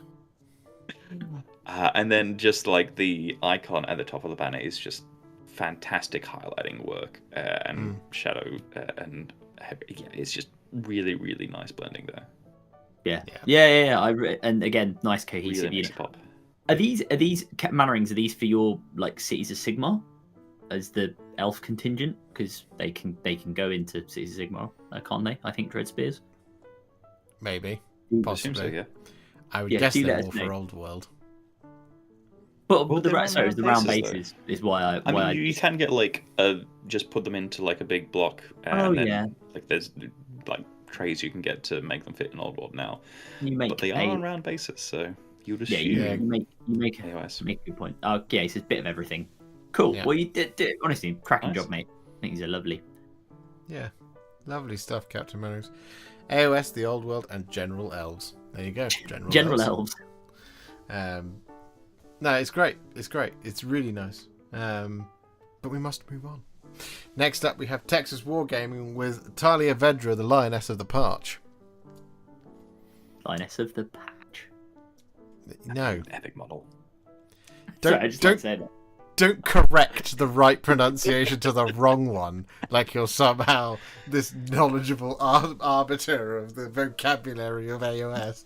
That will confuse people at home. They'll be like, well, maybe it is the patch, actually. Adam knows what he's talking about. It's not. It's not. Wait, didn't that come from the fact that they did publish an article where they misspelled it and they called her Lioness of the Patch? No, I did laugh. No, it was a bunch of people Just commenting on my Google YouTube Translate, video but, like, asking me if I would paint the Lioness of the Patch, and I was like, no, I won't paint the Lioness of the Patch because it's the Lioness of the Patch. She doesn't exist. Yeah, I love the Malifaux, the like the color you've gone with there. That sort of like soft beige sort of color. Makes it look like the white lions that you see in sort of in these sort of mythology and stuff. It looks really, really, really nice. I like it, and the contrast. What's interesting about this, right, is because it's almost like as you go up the model from the base, you're going from like super colourful through to like your more pallid colours on the Manticore, through to the super pallid, like almost icy look on the on Talia herself, which I really enjoy.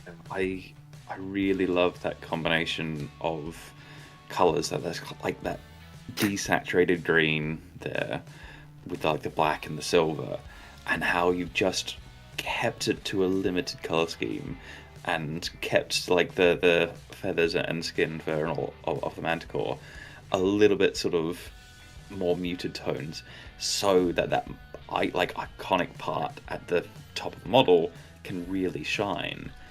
And there's just something about like that muted color scheme within like the pop of the red hair as well. Yeah, that is so effective. Yeah, it is really really cool that you've really been restrained in an intelligent way with your color choices. Yeah, I agree. It looks really nice. It looks really, really, really nice, and it's just an interesting take on Talia Vedra as well, because you normally see her with really cool. red, lots of red details, which I like. Remind me, if we submit 3 different models max for 1 month, we could submit 3 photos, right? That is correct.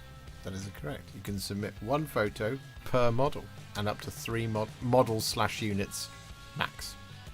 Yeah, I feel sorry for all the Slaves to Darkness people who looked at this beautiful model, bought a Manticore, and were like, "I'm going to make it into a Chaos Lord on a Manticore or a Chaos Sorcerer Lord," and then they kicked it straight out of the book.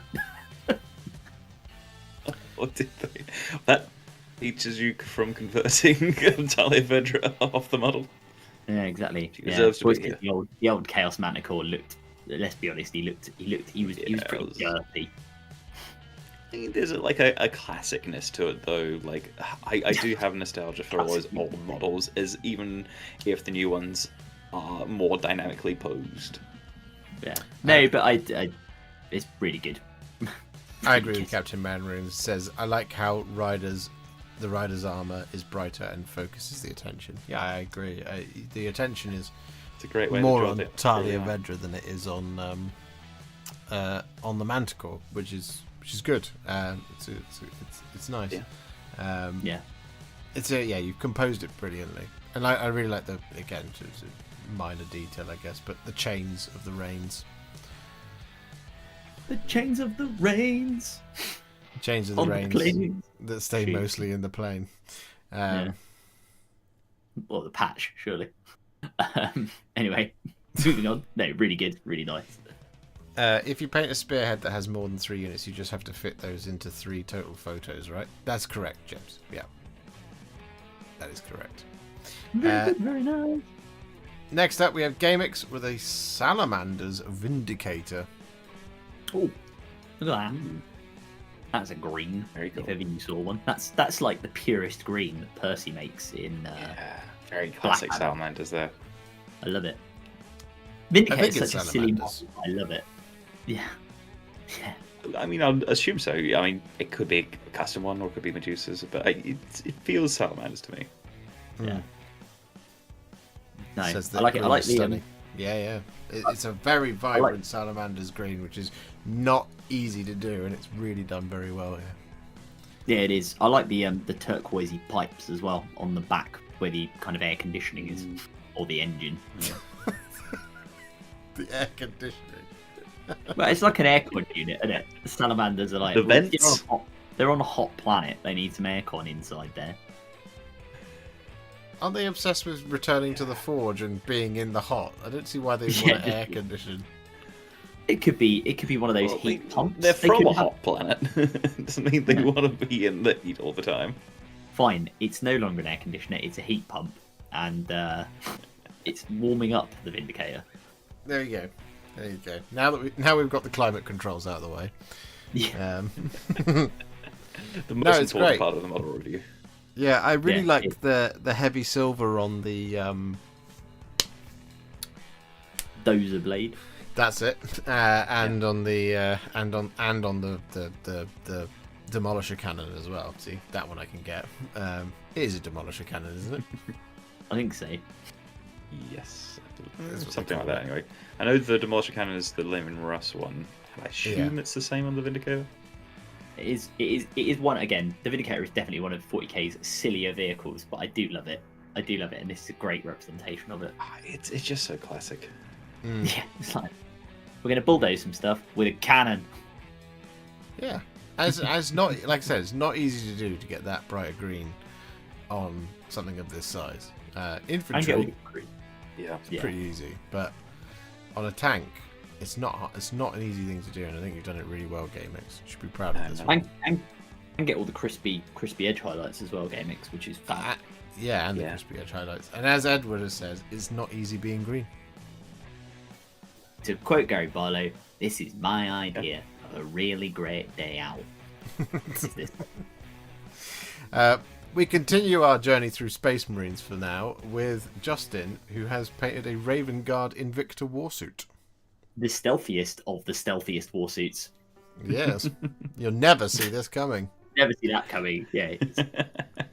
I do like the idea that the Invicta warsuit, before it goes into battle, it just breaks the fourth wall, turns to camera, and just goes, "I'm hunting traders," like Elmer Fudd, and then just sort of like creeps off.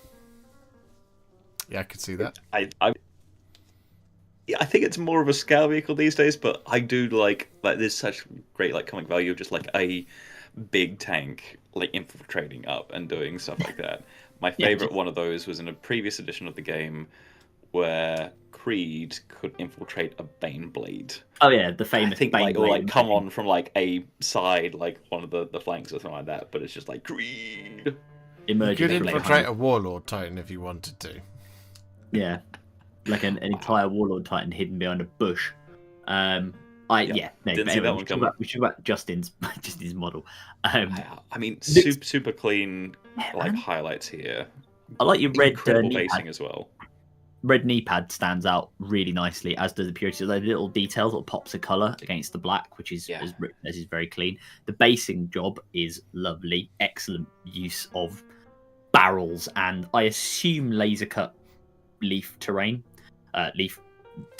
terrain stuff things. I mean, it's just setting the scene in such a great way. Yeah, it is really good. It is really lovely.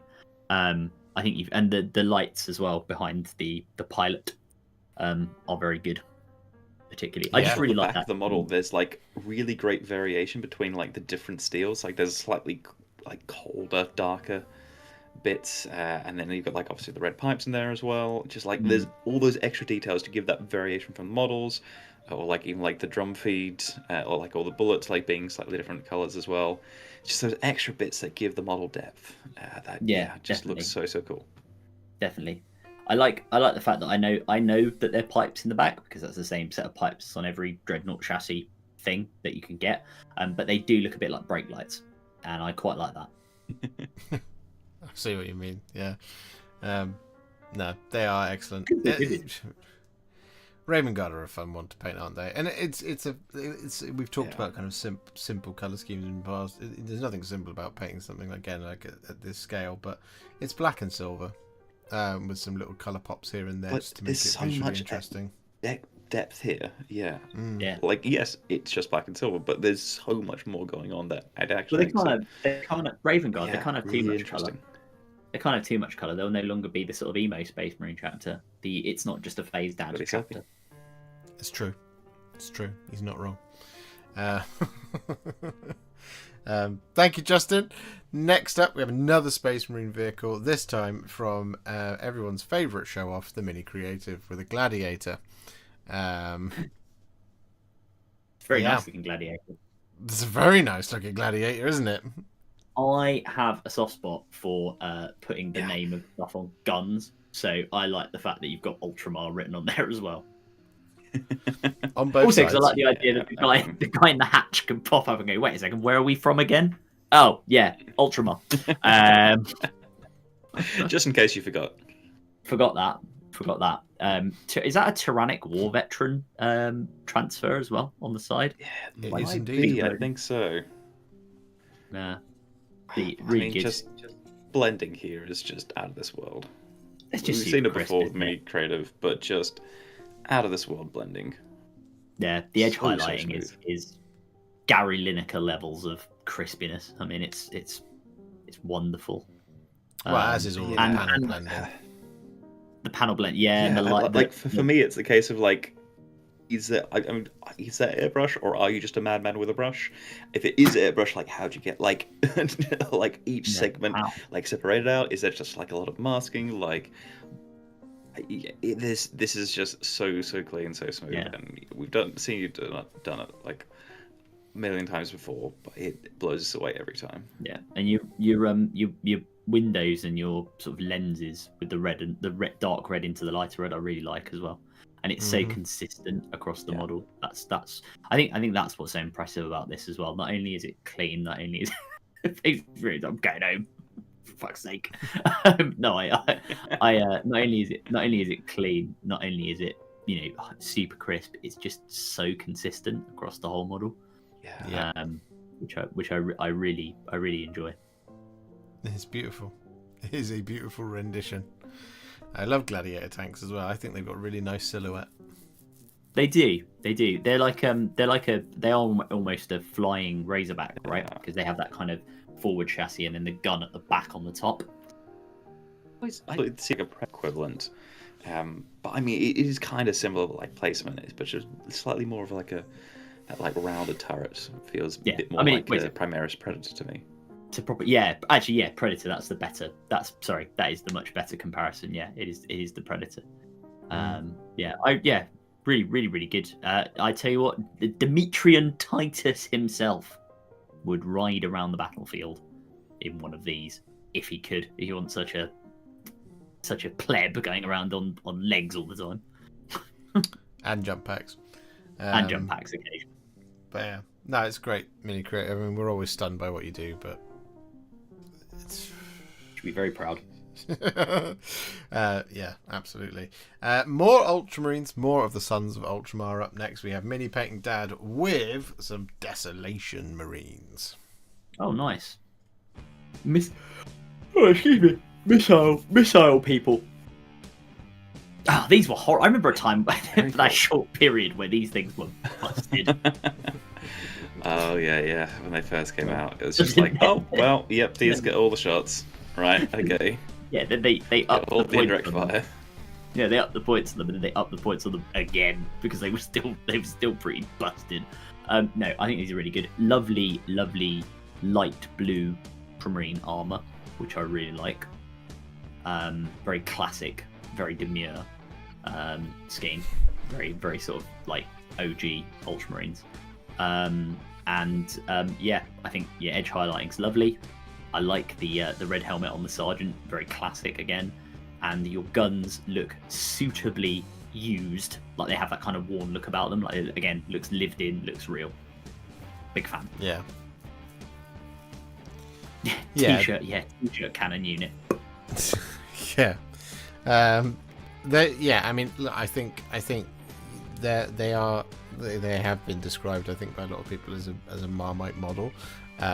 You either love it or you hate it. I think sometimes actually the quality of the paint job here is enough to change one's mind about them, especially when it's when you see when you see them painted in alternate chapter colors, where perhaps the bulk, like Dark Angels for example, you'd have dark green armor and then a bright red gun. It doesn't work. It doesn't work that way. But here, the tone of the blue matches really nicely with the black of the weapon.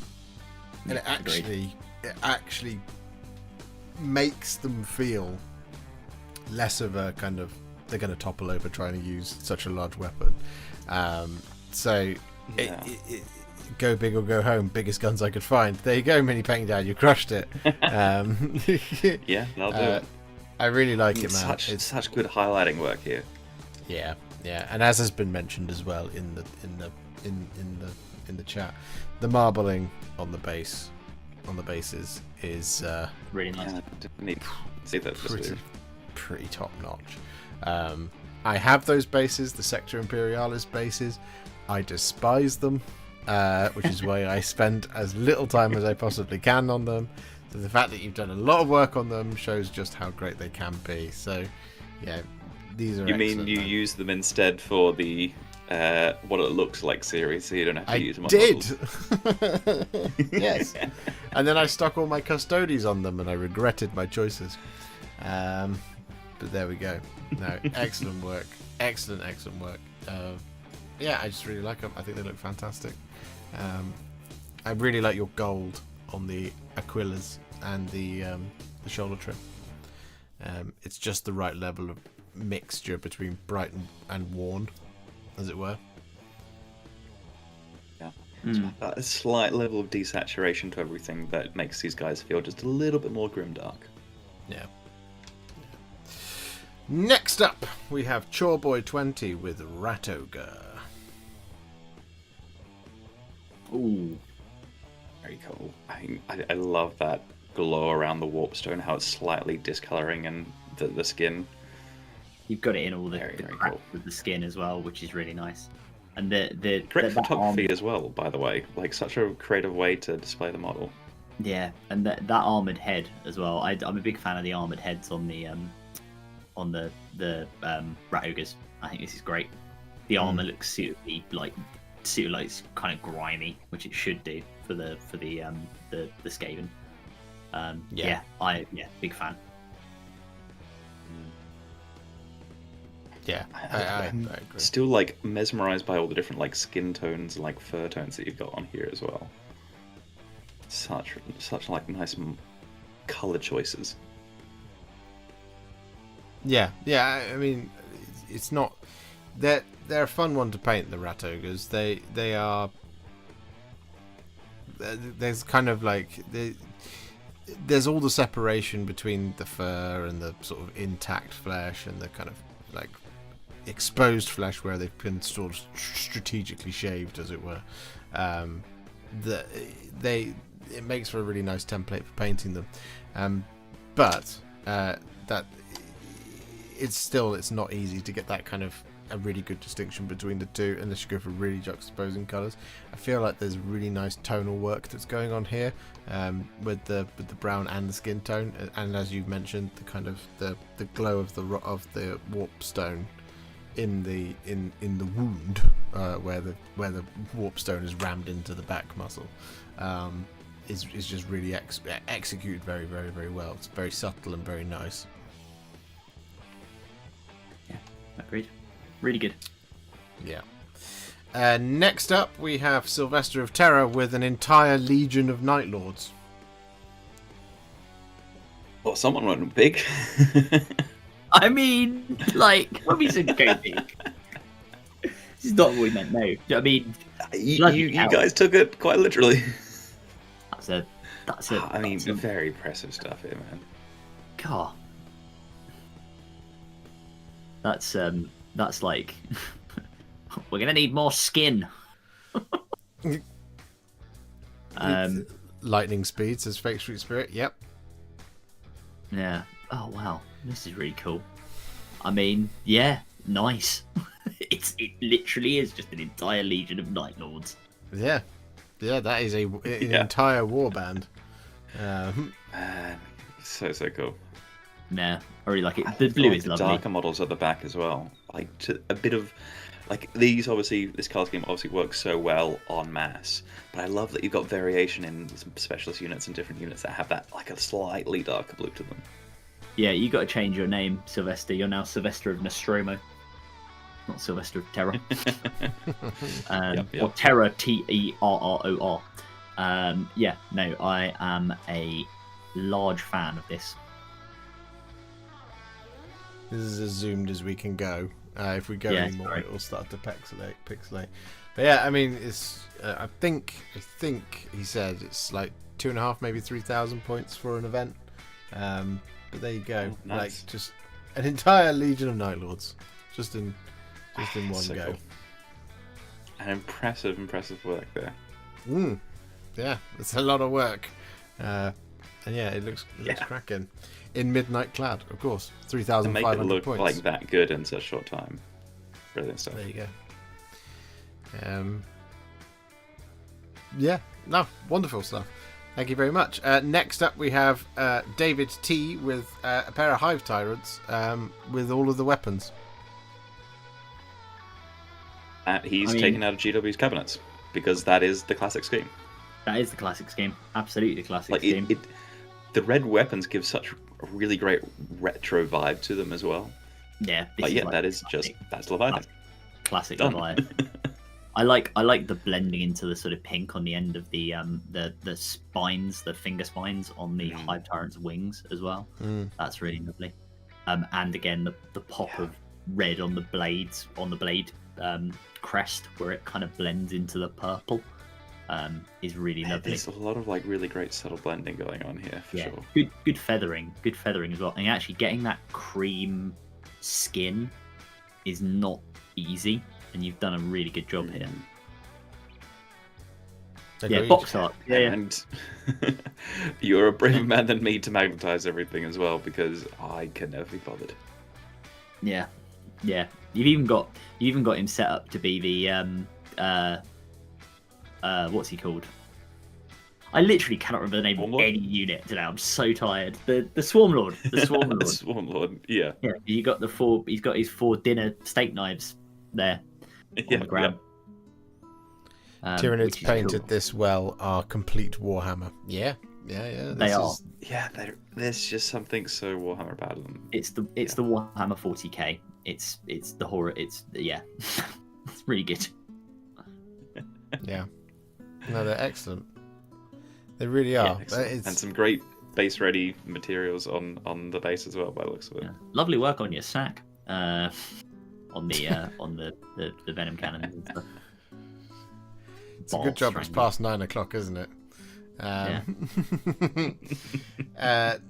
We've got more Tyranids up next, because we have Jason with this lovely lad. Oh man, it almost looks like something out of the Aliens films, but yeah, it's been ages since I've seen a Demacaron. That is a Demacaron, is it? Place what exactly it is, but it's just like the photography like scale like threw me for a second, but no, this is a big ass model. It's huge. The Demacaron, the Demacaron is huge. So cool. And also I like that because I think you can build it. Turn it on the base there for scale. I think you can also build it with the chest open or closed, and I think most people, just because it's easier, tend to build it closed. So I like the fact you've done it. I think I may be wrong. Yeah, well, that's actually why it threw me for a second there, because I haven't seen anyone else build it open. And it looked so vicious. Yeah, well, that's and obviously the black and the red and the sort of like the cream and great blending. Such a menacing color scheme.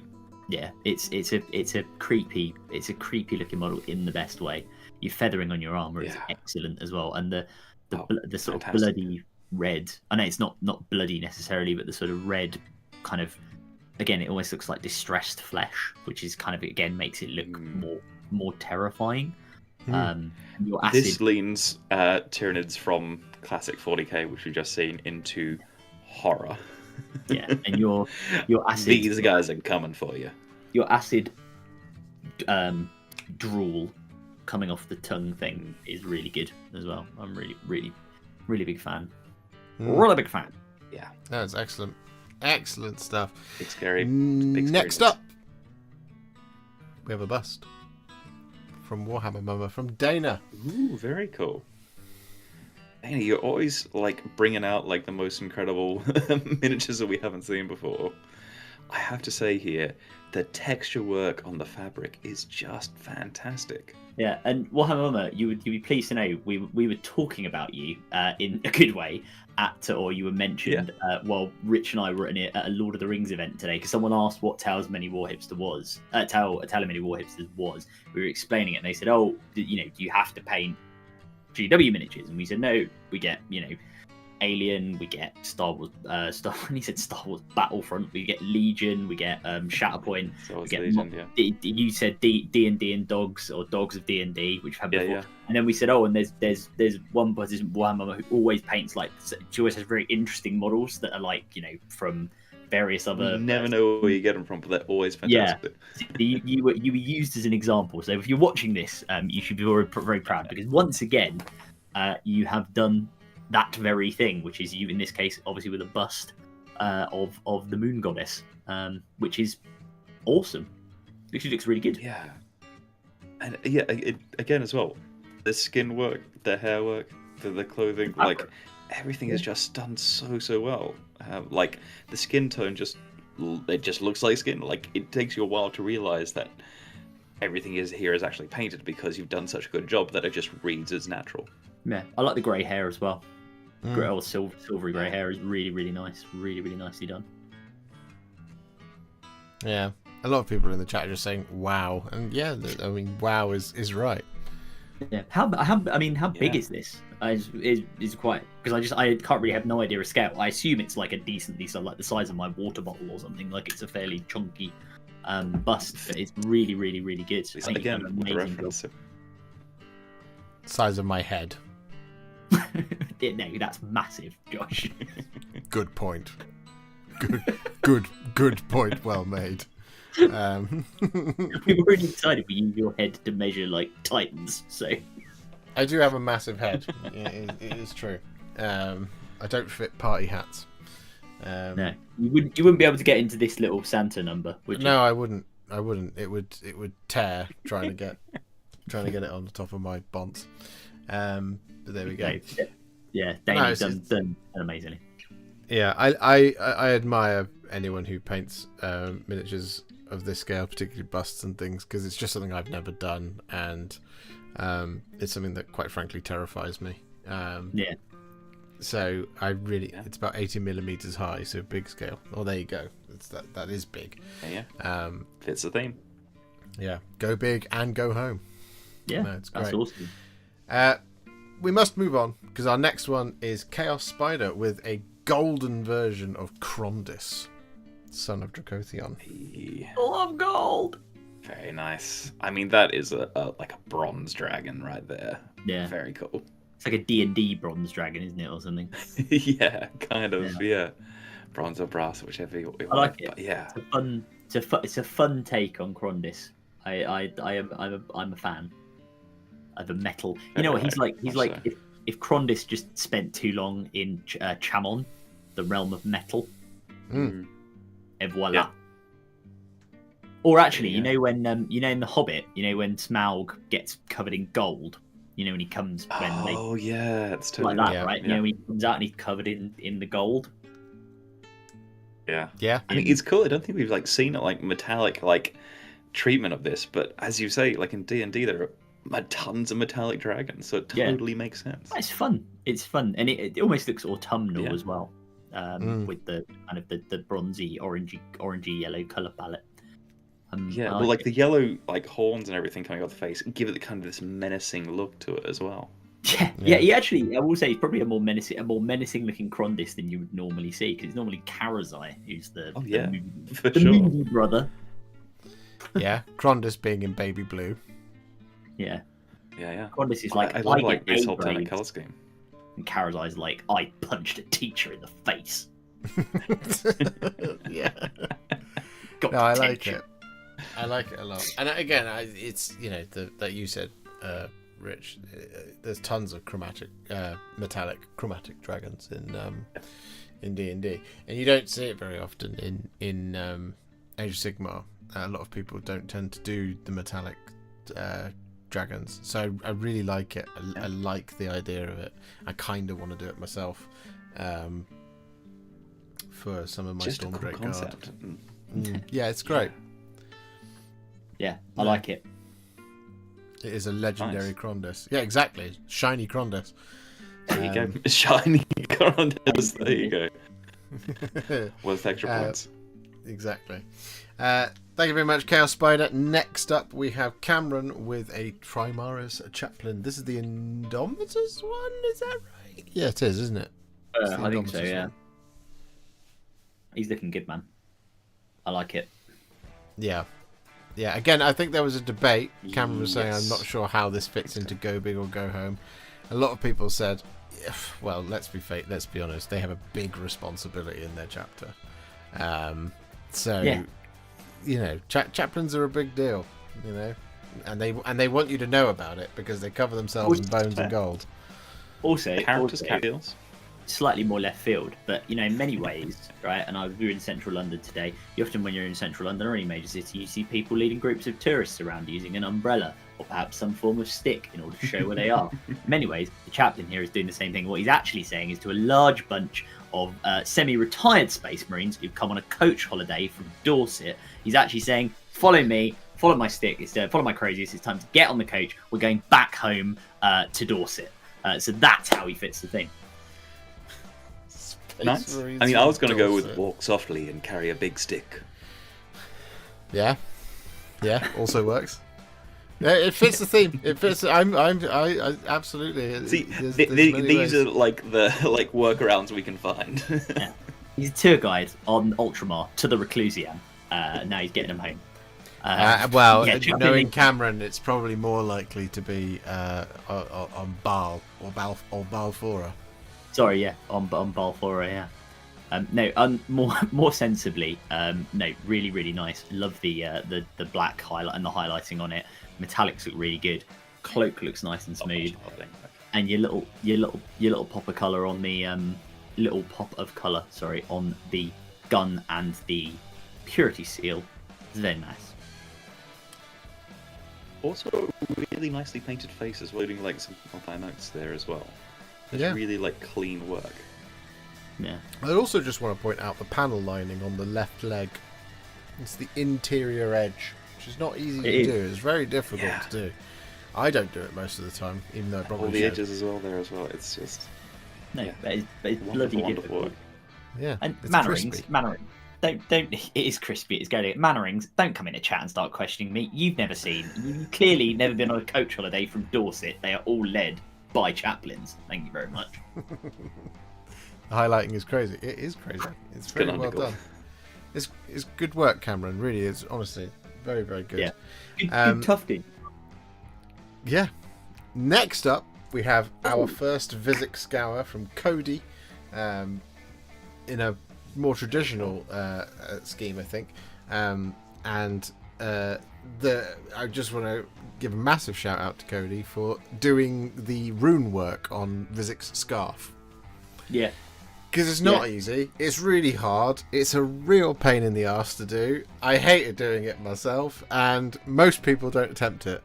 So to have done it, and I've done it as well as you have, really, really, really well. Really, really good job. I like that I can hear the trauma in your voice. Talking about doing that, you're like, it's really hard. 100%. It's like this thing here, and no one else does it, but it's been done here. No, you know what? I will be very interested to see, because I mean, AOS. It's interesting that they've split Model of the Year this year, right? For those of you who haven't seen on Warhammer Community, they are doing Model of the Year. You know why they've split it. You know why they've split it. It's interesting that they split it because AOS is just clearly so much superior. It's so that 40k can win while Usheran is the clear winner. Well, no. To be fair, it's probably right. And I say this as somebody who thinks AOS should win. And my link to this is that we've had lots of really good kits this year, but the big ones, you had Usheran and you also had Vizic, and they're both really cool. And this is a great example by Cody. But what I was going to say is because and Eridan, but it's also because what might happen is, as often happens with Miniature of the Year, is despite AOS being objectively superior, you'll get a bunch of idiots who will go on and be like, this Space Marine is the greatest model ever made, and they'll vote for some knobber with a jump pack. But anyway, moving on. Cody. I mean, there's been some decent releases for 40k. It's just not on the same scale as. They're just not AOS. as good as this. Look at him. Look at what Cody has done to him. Look at what he has done to the quality. Look at the muscularity. Look at him. He's fashion forward. He's got a scarf on. He's got runes on. Right. Look at the horniness. It's a great naturalistic tones that you've used here, and I mean the basing is just fantastic as well. Yeah. No, it's this is really good, and it does look like he is walking out of the Nor, where he spends most of his time. And I love the skin. I love the skin tone. He looks ill in a good way. He looks, because he is a demon, right? He is a demon of a greater demon of the Great Horned Rat, effectively. I just think you've absolutely nailed the look on him, even down to the sickly greens on the clothing, the sort of the cloak he wears, the vestments. Works really well with the rest of the colour scheme for sure. Yeah. Oh, look, Pridders is the kind of person that can vote, and they're going to vote for Kotiaz. No, I'm kidding. Vote for who you want. I am kidding. But yeah, no, it is cool. Chris has disproved your theory, though, saying, I can honestly say I have never led a bus tour. It's true. But Chris, are you in Dorset specifically? you might be. I'm hoping he says no. But actually, I am from Dorset. Cody, you've done a spectacular job on Vizic. This model, I recall when I saw the first pictures of it, because I saw them a little bit earlier than everybody else. I texted Adam going, "Holy crap! You've no idea what this model is going to be, because it's just this enormous piece, and he is so big compared to chunky. In a range where you have, like, when you think of something like the Stormcast Eternals, right, where the smallest model is like a Liberator or whatever. Or in this case, it would be a Memorian, but generally, it's it's a Liberator.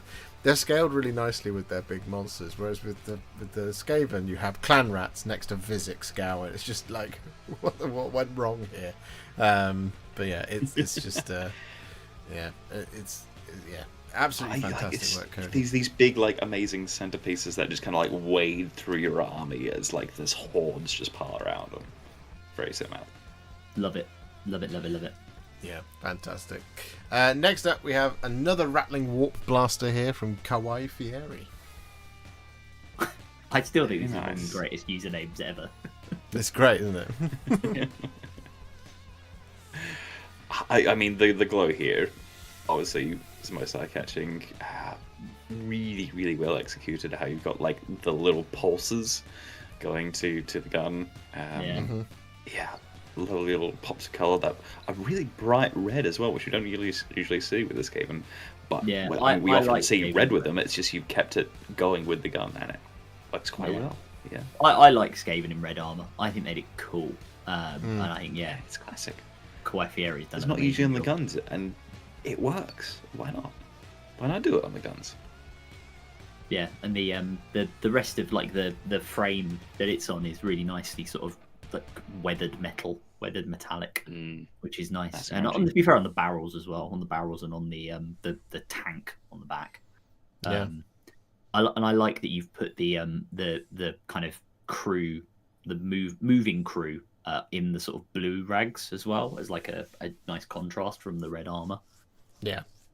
Classic. It really draws the focus up to the gun and to the coils and to like the end of the gun where the glowing bits are. So it's A, thematic, but B, a great way to draw the eye towards what you want people to see, by not being too overly flashy and doing too much like colourful things in other parts. So you can really focus the model and like I said, draw the eye. Yeah.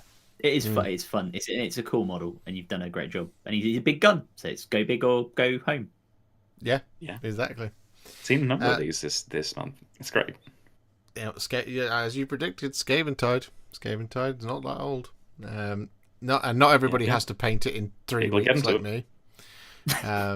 This is true. So it's weird because like, Skaventide, that's done and gone. It's like no.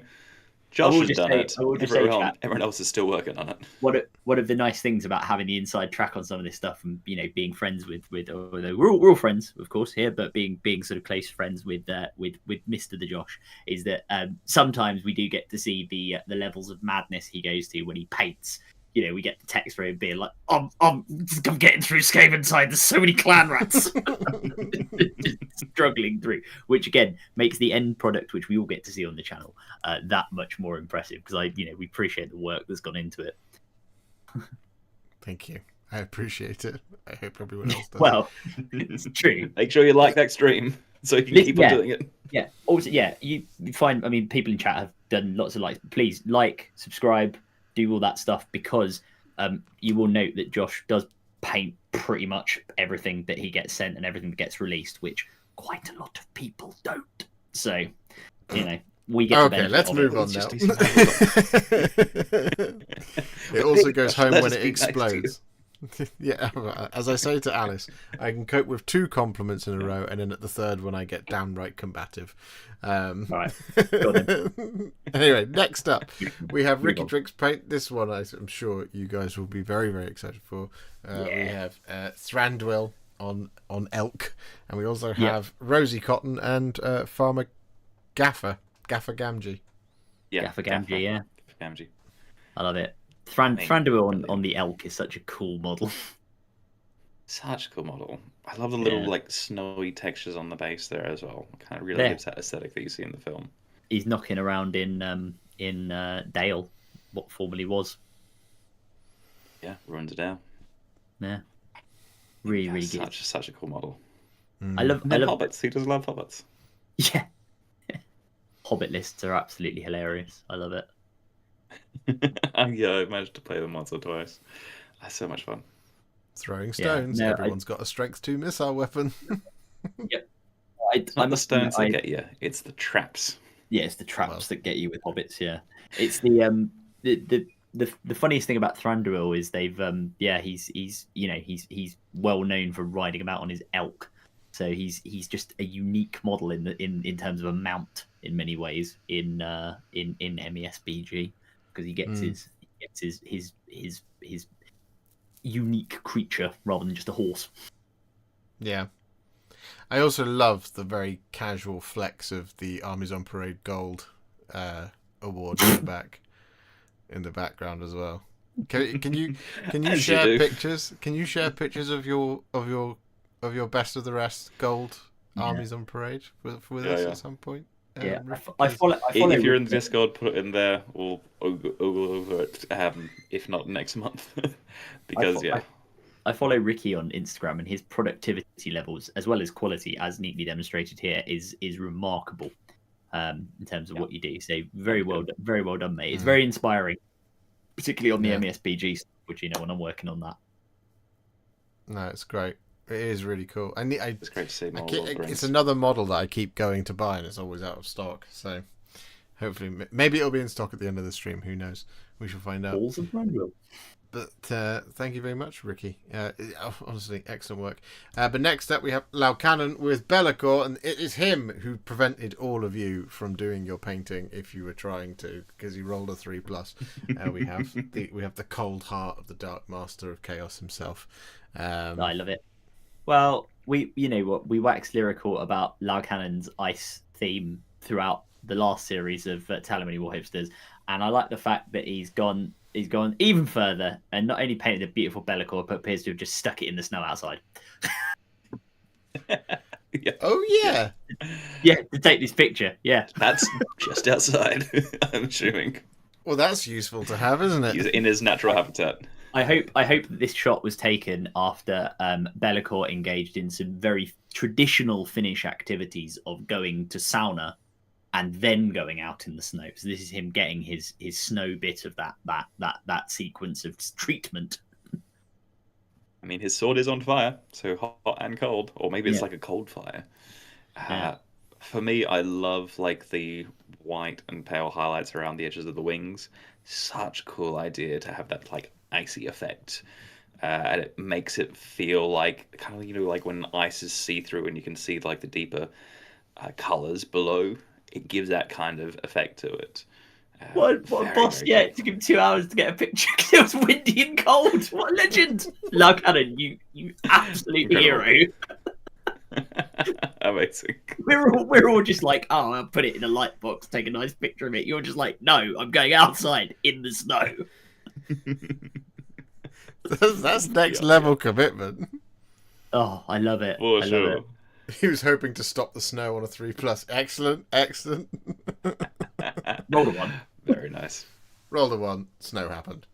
Yeah. brilliant work, mate. Honestly, love it. Yeah, it's excellent. It's really nice. And again, it's a different style of Bellacourt. Again, what you normally see. You normally see the Shadow Master himself, all dressed in black.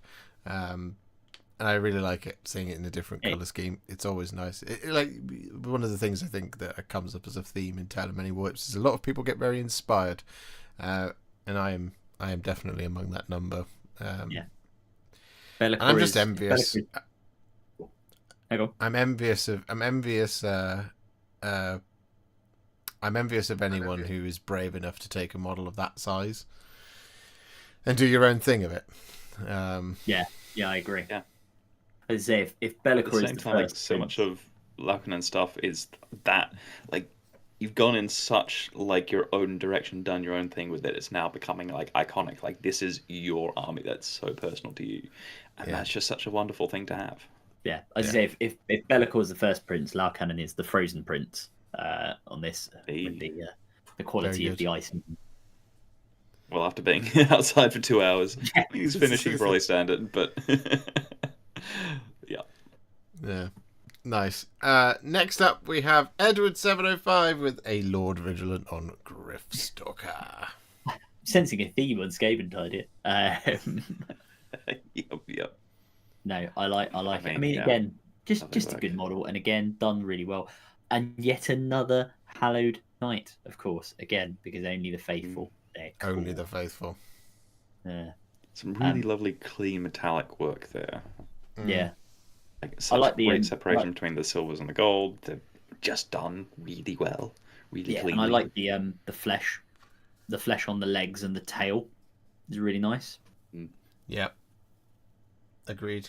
Big really big good. shout out for that Gamers Grass Flower basing game.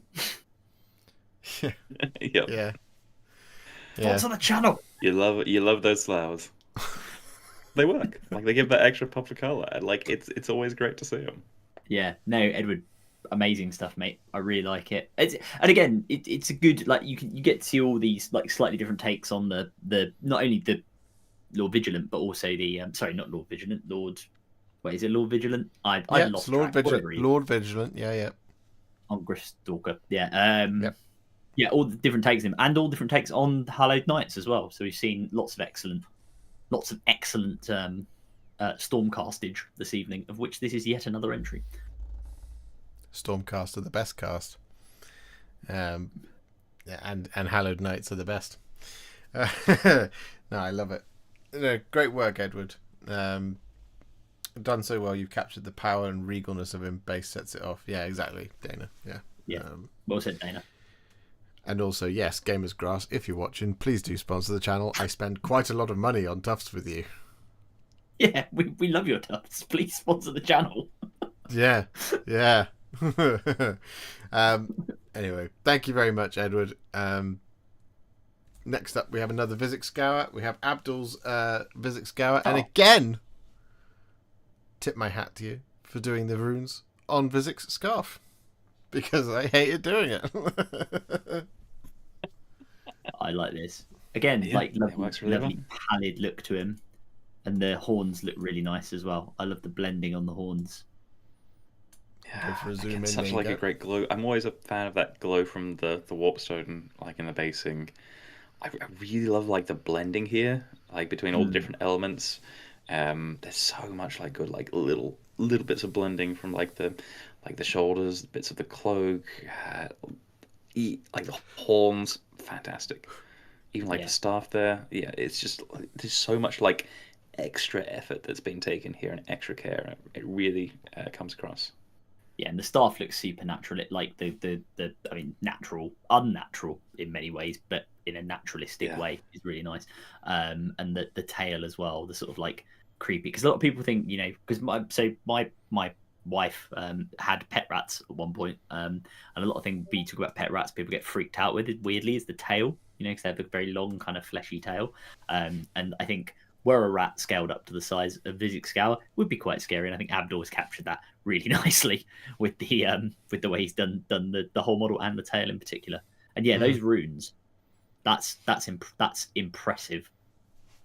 Crispy. It is. It's a Lineker. It's a solid Lineker. Are you guys ready to see the biggest of the biggest of the biggest miniatures submitted? Oh yes. Right, here you go. Sure, let's go for it. Unreasonably loud. Fantastic as well. I was better than for mine. a split second. I was like, "Is this the small scale? Is this big scale? But with a tank there, we know." Yeah. I mean, yep. We said go big or go home, and here is the big. Yep. I love the candy stripe. Hazard stripe, but the candy stripe on the on the foot plate is really nice. The ankle plate. Also, such a brilliant gold, and like the silvers are so clean on here as well. Yeah. That's like Sons of Great Horus attacks. green done amazingly well. I assume it's not a Sons of Horus Yeah, it's so smooth. Titan or affiliated Titan, but I really like that green. It's a really nice color, bluey green, aquamarine, whatever you want to call it. Also, like the plasma is like the perfect shade of blue for a plasma. Yeah. It's really almost like luminescent. Like it feels like it's glowing. Yeah, definitely. And yeah, that Plague Burst Crawler is not long for the world. I think it's squished. I can't imagine so. Yeah. Oh, Sons of Horus stippled and mixed with Sotek green. Oh, nice, Hungry Bear. There you go. Yeah. Sotek green. Yeah. It gives a really really effective color, and it looks. If you're saying it's stippled and mixed, that's super smooth. That's really impressive. Yeah. No, it's great. Or at least it probably reads smooth at like this distance. If you get up close, I'm sure there's you get the perhaps texture, some more texture to it, but. Yeah. Like it reads well, regardless of the scale of how far you away from it, it looks super clean and really well covered. Like, the coverage on the model is fantastic. Makes mine look rubbish. Oh, shut up! Yours looks it good. does. You can see it there. Anyway, Don't be self-deprecating, or we'll compliment you again. Yeah, and on theme, absolutely. Because you have been warned. You very much leaned into gone big, Hungry Bert. So you should feel very happy with that. Yeah, no, it's great. It's really well done. I'm envious. I'm envious of your talents there. Next up, this was a challenge to complete well before the deadline for my club's annual Apocalypse game. Thanks, Captain Memories. Next up, we have Goblin Horde with a Mangler Squig and some other abomination, which I'm not sure what it is. Mangler Squig, wonderful. Weird little guy. Yeah, it's just a weird little guy. He's super cool. He's a frog blimp. I think so.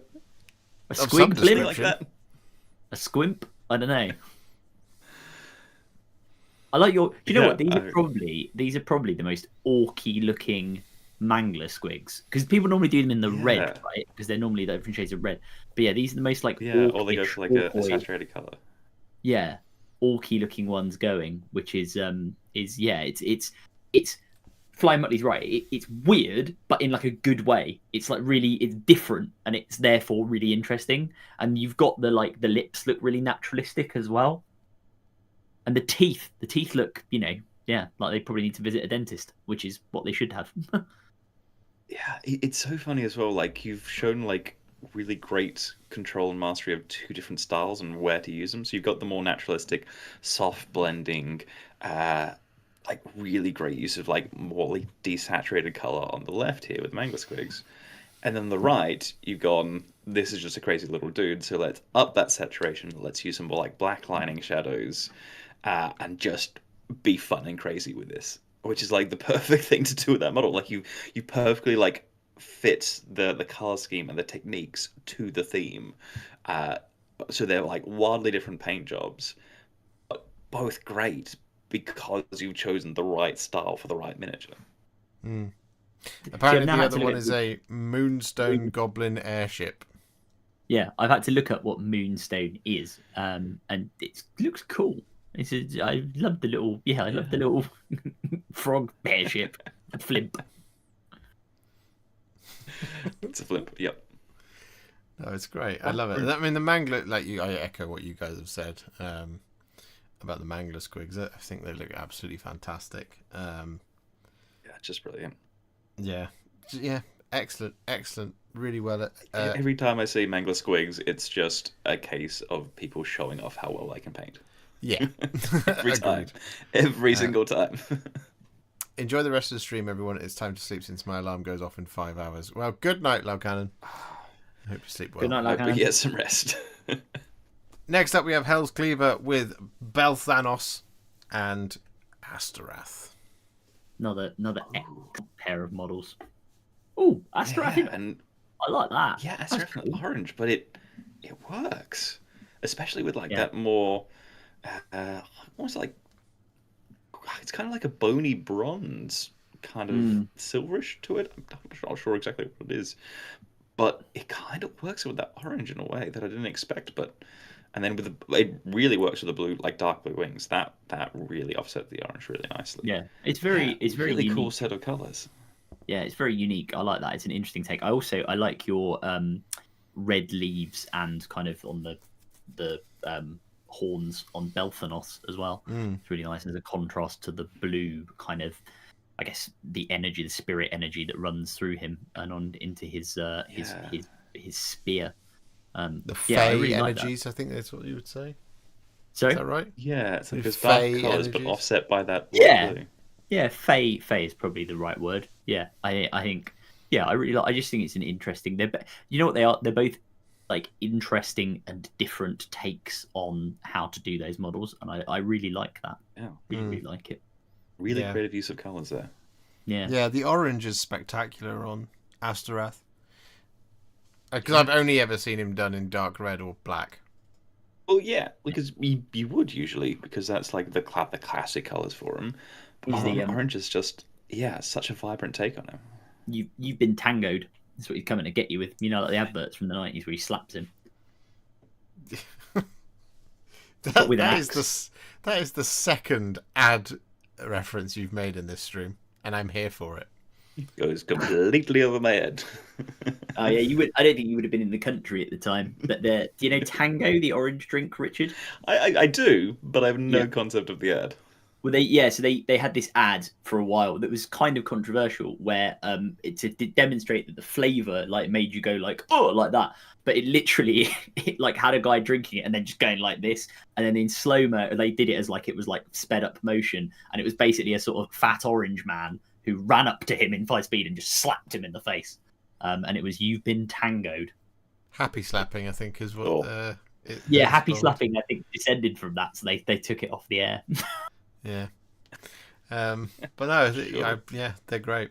I like them. Pumpkin Astorath. He's a pumpkin spice girly.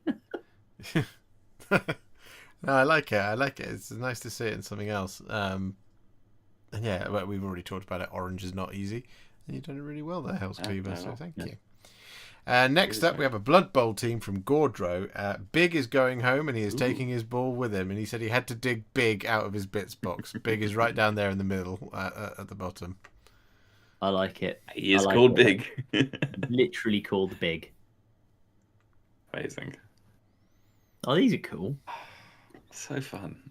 I love all the names on here, and can I just compliment you on your line work and your text on the bottom, because you've got like a nice little font going there, and that is not easy to do. Did you use a brush? Was there some sort of stencils or like some sort of like transfers there, or are you just that crazy and that good at lettering? I like your I like your I just like the color scheme as well. The yellow and the red is pretty cool. Big's older than most of the viewers. Yes, this is very old. I'm going to turn my radio to back on. I was going to say, yeah. Don't really recognize that. Yeah. No, I really like these. Yeah, Gordon, honestly, mate, done a great job on them. I love it. Blood Bowl teams are always fun, especially when you get to see them together. Yeah. I mean, also like painting out like the pitch lines as well. It's just such like a fun like base detail to see on the Blood Bowl miniatures. It perfectly situates them. This also with the format, Gordon, that you've used on like the sort of red borders around the individual pictures of the players and the teams. I don't know why, but this screams to me like maybe like one of those like 70s or 80s like sports magazines where they would sort of have individual pictures of the players and then the team. I don't know why, but this gives me that aesthetic, and I'm very much here for it. I think that's very cool. Sure. Pitch lines equal toothpaste, but in emergency you can just get one of your miniatures and get that. I like it. Yeah, Panini sticker album. Yeah. I need to dig out my Amazons. I need to do it. Just need to clear some time in the schedule to do it. I played a Blood Bowl game. It was good fun. It is good fun. It is good. Yeah, 'cause a friend of mine was into it, or is into it. Yeah. Takes ages to dry. I'm not surprised. But it's really effective. Yeah. your significant other, if they're there, is going, why is all the toothpaste disappearing? You're like, no reason. Don't need Honey, to know. we're out of toothpaste. Again. I take my dental hygiene very seriously. Yeah, I like it. Smells good though. I mean, a lot of miniatures don't particularly smell of anything. So the fact that yours have a smell, that's just next level. Anyway, Minty fresh. Thank you very much. Next up, we have Philip Gomez with Bayard's Revenge. Bayard's It's cool Revenge. to see. It's such a cool model, and it's so nice. They've like for GW to do little dioramas like this. I wish they would do more of them because they just got so much character to them. Yeah, they are cool. And this was a good one, definitely. Yeah. And Phil. Sorry, I'm calling you Phil. Very personal. Philip, I think you've done an excellent job on it. Your orc looks particularly orky, although he's not having a great time. He's not having the best time, no. No. Although for an Probably orc, not. is this not the best way to go? Yeah, fighting a dead Dying arty. in battle. In a good scrap with the artist of the beakies. Yeah. Having some lovely blood work, obviously, when the sword is going into him. But also, just lovely clean colours all around. Really nicely done. Yeah, the blood work on the sword is really well done. Because it's, it has that kind of.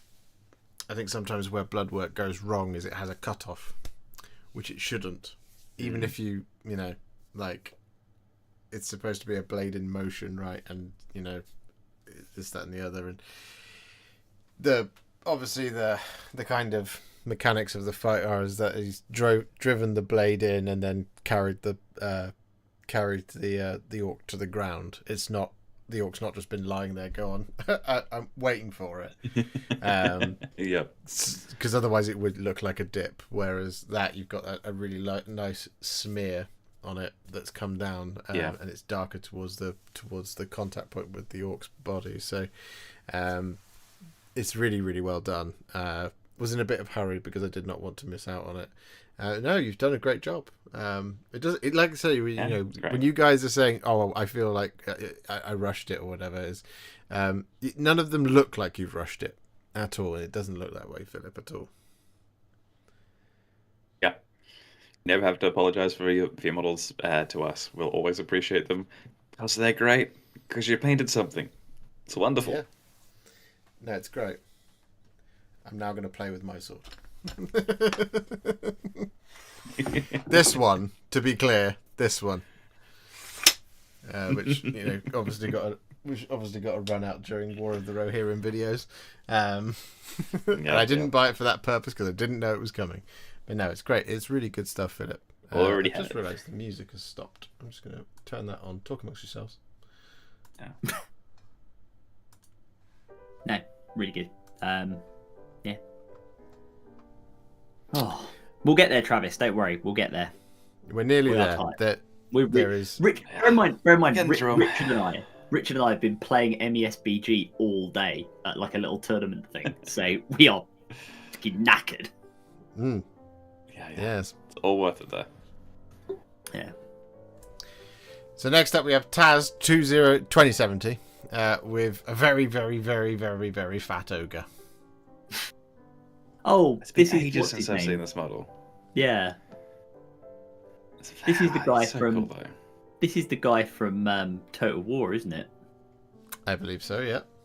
Yeah. What's his name? I know him just from Ogre Kingdoms, but I'm sure he's in Total War as well. Well, yeah, from I Ogre love that Kingdoms. he's just on an ocean of Nobblers as they move forward. Oh man, Nobblers, they're all good with the Nobbler scrap launcher and stuff. Takes me back. Yeah. Greaser's Gold Tooth. So That's fun. it. Yeah. There you go. I honestly wasn't even sure if this still existed in AOS because I just haven't seen it like at all anywhere. Yeah, I don't think But it does. it's he's on a round base, so maybe there's rules for him, even if they're like some old ones. We have a question. You can find a way to use him. Since I too should hit the bed, what should the good, the bad, and the ugly entail? Well, it could be anything, couldn't it? Yeah. That pretty much covers all of miniature painting ever. Yeah, His, but the good could be like, well, I mean, it ties into the new MSBG release. There's a good side, there's a bad side, but it could be like, oh, this unit has really good rules, or maybe it's like a really good sculpt, or maybe it's a really bad sculpt, or maybe it's a really ugly sculpt, or up to interpretation. Yeah, his full title is Trade Lord Greasus, Tribe Stealer, Drake Crush, Gate Crasher, Hoardmaster, Goldtooth, the Shockingly Obese. Yep. I remember him being shockingly Incredible. obese. Yeah. But yeah, this is great. I think it's really good. I love the detail on all the little nobblers carrying him about. And Goldtooth himself looks suitably blinged out, which I enjoy. No, it's an excellent composition, Taz. It says, I got him a long time ago when GW did a made-to-order. Only got around to him recently. No, he's you've done an excellent job.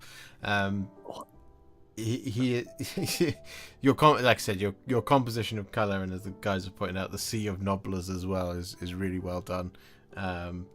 It's such a characterful model. I think when we talked about Games Workshop doing more dioramas, this is kind of diorama-esque. I mean, it is diorama-esque, and they don't do enough of it these days, unfortunately. So I realised one of the reasons why I also didn't really recognise him is because I have in my hands the first Ogre Kingdoms book for Warhammer, which was my Warhammer Fantasy Army. You can't see it because it's blurry, but I can assure you it's the original one. And I'm pretty sure Greasus... Oh no, Greasus Goldtooth. Do you know what? I literally opened it and he's at the back. Greasus Goldtooth, over Tyrant of the Ogre Kingdoms. There you go. Yeah. But he wasn't... He didn't wear a crown back then and he didn't have a scepter, so they sort of changed the look of him, I guess. Okay. The Nobblars were tricky as I wanted to avoid sameness, so each one can't have the same clothes next to each other. Yeah, I mean that's part of what makes it work so well, right? In terms of how you've painted it, is that you have that variation. There's so much variety there. Yeah, that creates those contrasts between them. So each one becomes its own individual thing, rather than a sea of the same coloured trousers, for example. Which really I mean, well done, so totally works with like the patchwork nature of Nobblers. Yeah. No, definitely. No, excellent stuff. All right, next up, we have Zarum with another Warhound Titan. I mean, this is a Legions Imperialis scale Warhound Titan with a Lego minifig at full scale and inspiration by the looks of things. He's gone big. If you hadn't told me, I wouldn't have noticed that this is the smaller scale because it's such an imposing presence to it.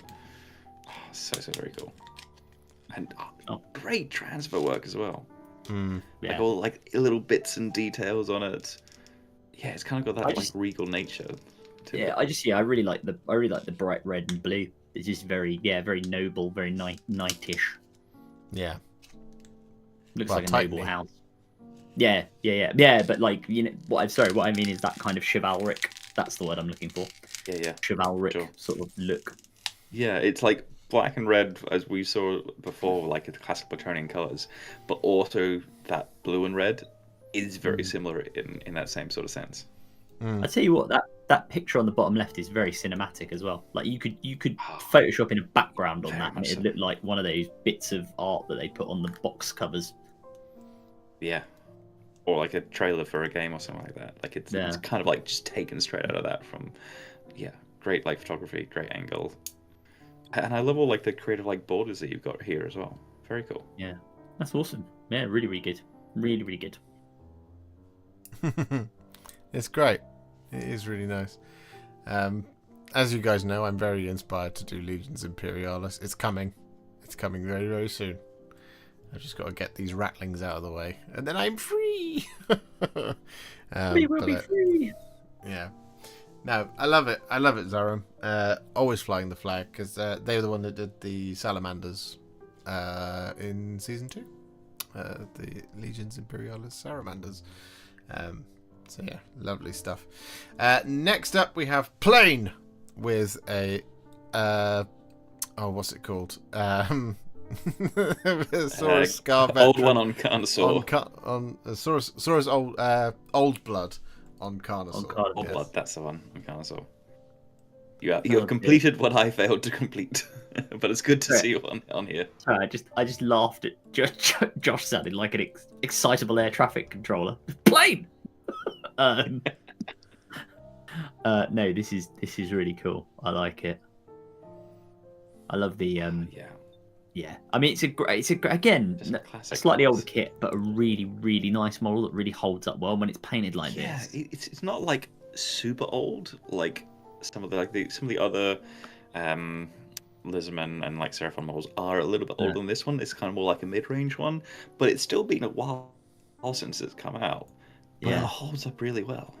Yeah. Yeah. It's Bledin. Is that how you pronounce Bledin? Sorry if I'm pronouncing your name wrong. Who painted it? So yeah, really cool. I like it. I like Dino. That's why Dino. Perfect. That's the perfect motivation, to be honest. Yeah. Reason to do Seraphon. That looks cool. I'm gonna paint it. Yeah. It looks great. It's great. The red you've got on the scales is fantastic. I really like the gold on the headpiece as well of the Carnosaur. I like really this is that skeleton horde you've done to get the beigey kind of the skin under the armor, which is cool. I also like the fact you've done it so that it's not just, the sort of top half is red and then the bottom half, the stomach as it were, or the underbelly is the thing. You've put it in on the claws and on the arm as well, kind of in between the armor sections. That's really fun. That's really good. Yeah. Blethin is the phonetic.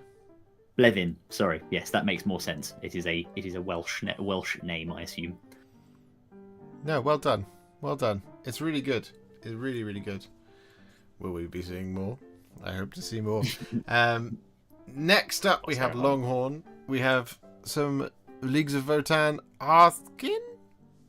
No. Yes. No. Possibly. Hernkin. I do not know the names. No, they're not Hernkin. Hearthguard. These are Hearthguard. Hearthguard. Yeah. That's the ones. Flesh Terror's red for the red. Yep, that was a great choice. On the Carnosaur. I really enjoyed painting mine. I am enjoying painting mine. I just need to finish it. Yes, you do. Let's get there. But we have Longhorn's Hearthguard, who is here to correct us there in the chat. Thank you very much, Longhorn. Perfect. Love your orange, buddy. Yeah, it's lovely orange, and the energiness of the blades is also very, very, very well done here. Yeah, that's really good. Yeah, some great little bit of blending there as well. I like your I like your orange and white is not easy to do. Yeah, and you've done a great job. Yeah, your white armor panels are really cool. It looks like what this reminds me of. This, I don't know why I think of this, but almost like 2000, that sort of 1970s space aesthetic, like 2001: A Space Odyssey type thing. Yeah. With the orange and white colors. It's just fun. I really like it. Really, really cool. Very striking as well. Yeah, it just works so well. Definitely got that space explorer kind of vibe. Yeah, well, that's the thing. The Votan lend themselves really well to that, and I think Longhorn, you've done a great job. Yeah, they definitely lean into that aesthetic a little bit more than Grimdark. Leaning into the astronaut vibe. Yeah, I like it, mate. It's a really good take on them. Yeah, it's great. I prefer it to mine again. It's a really nice orange recipe. Yeah, it's really nice. You don't like your EE sponsored Votan? Yeah. Orange is Jacaro with Griffhand orange over, then Fugan orange over that.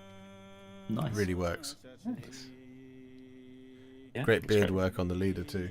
Yeah.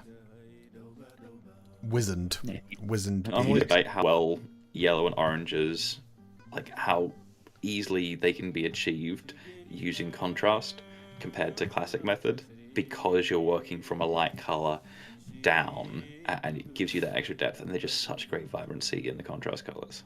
Yeah, real good stuff. Yeah, awesome.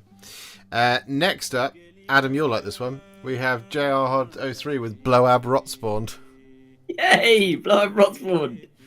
So long we have waited, and here he has appeared. This is Josh's favourite model in the entire AOS range. No, I really like this.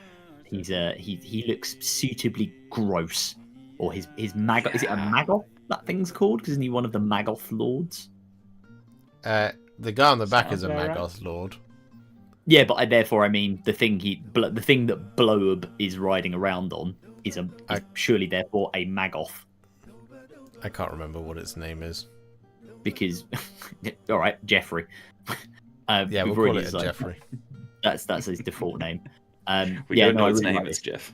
It looks bluntly, it looks disgusting, but that's exactly how it should look. The vomit in particular looks hideous. Yeah, the vomit looks. Yeah. Oh, it's not good. Ugh.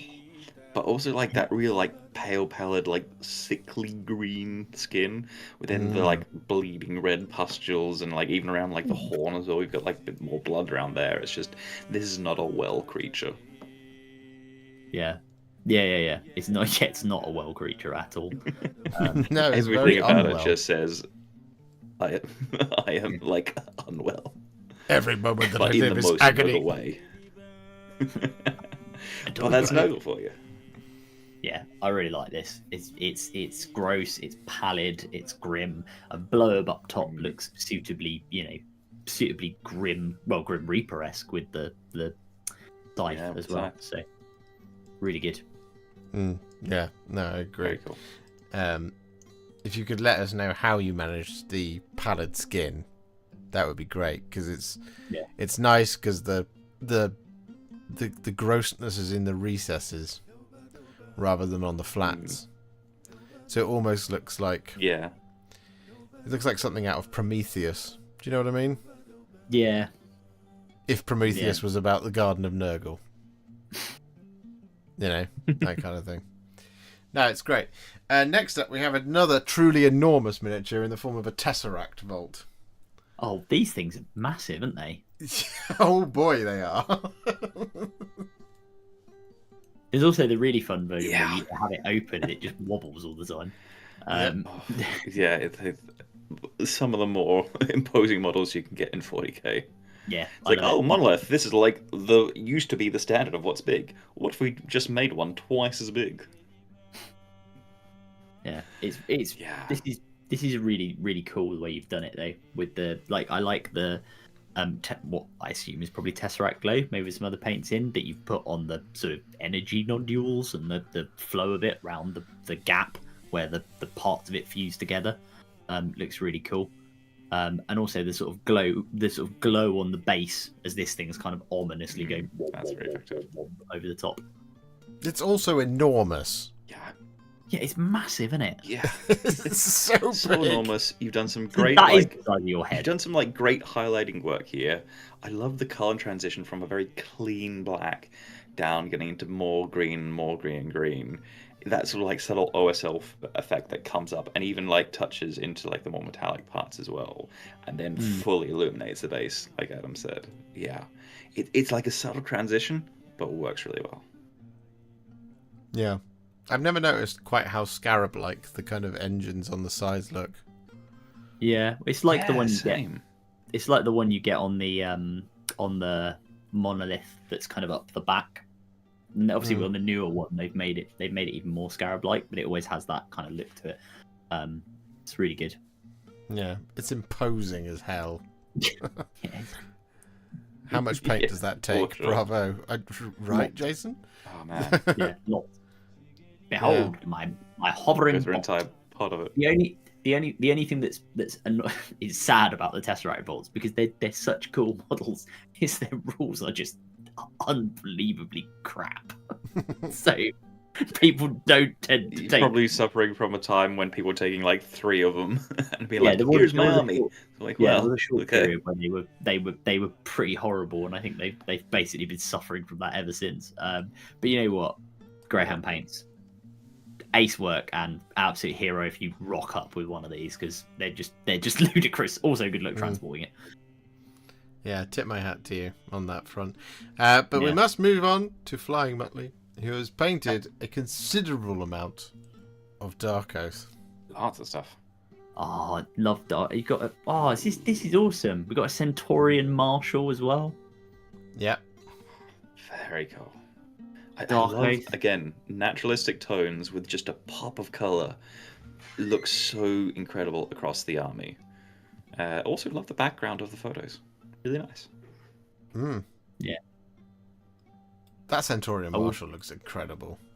It does. It really does. It's a really. That's I like the fact you've gone with the goldy armor on it as well. Makes it look like that Lorica segmentata that the Roman kind of Roman gladiators would wear. Similar to the army. I really like it. I see the thing is like Dark Oath miniatures and this Centaurian Marshals, which is is its own one unit. But the Dark Oath are just they have some of the coolest story in AOS, in my opinion. Just with what they do. So if you've not looked at Dark Oath, I'd say well worth looking into it. And Flying Muttley's done an absolutely cracking job on these guys. Yeah, I agree. I like these a lot. When I saw them in Discord, I was excited. Yeah, well, Yeah. I'm excited.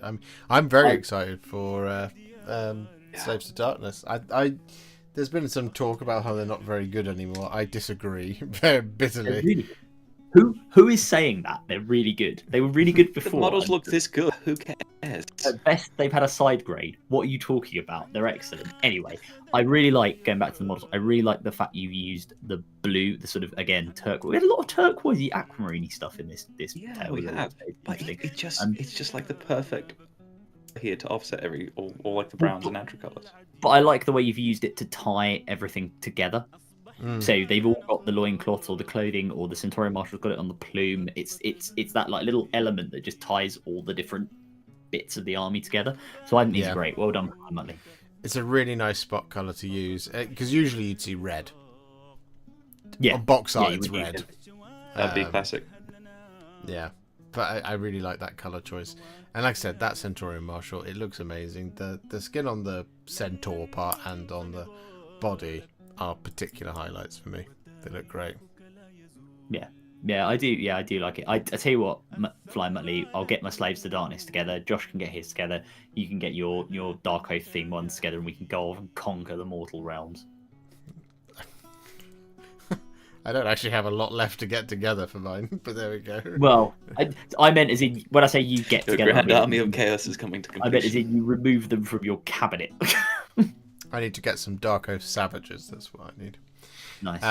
But speaking of turquoise, I noticed it on the next one. We actually have Chris Lawton, Reverend, here with another little story. Boss, Barry looks sick. He's turned grey. No, he's drunk. Go home, Barry. I like this is excellent. Like we've told people like, oh, you must have like your photos condensed. Use editing software to do it if you have to. And people gone, ooh, editing software. I can edit my photos. I can put extra things in them. Yeah, that's And they've fun. just got like credit. Like this is like what the third time we've seen like little extra bits and pieces. little comic, little story. It's really good. Your steel helms are looking really good, mate. Love these. That banner looks great. What city is that with the lightning in the It's eye? Tempest's Eye, I believe. Tempest's Eye. Yeah, that makes sense. As soon as I was saying it, I was like, it's a storm with an eye. Yeah, it'll be Tempest's Eye, Adam.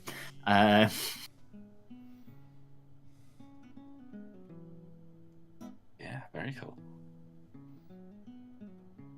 Yeah, that's really good. I like it a lot.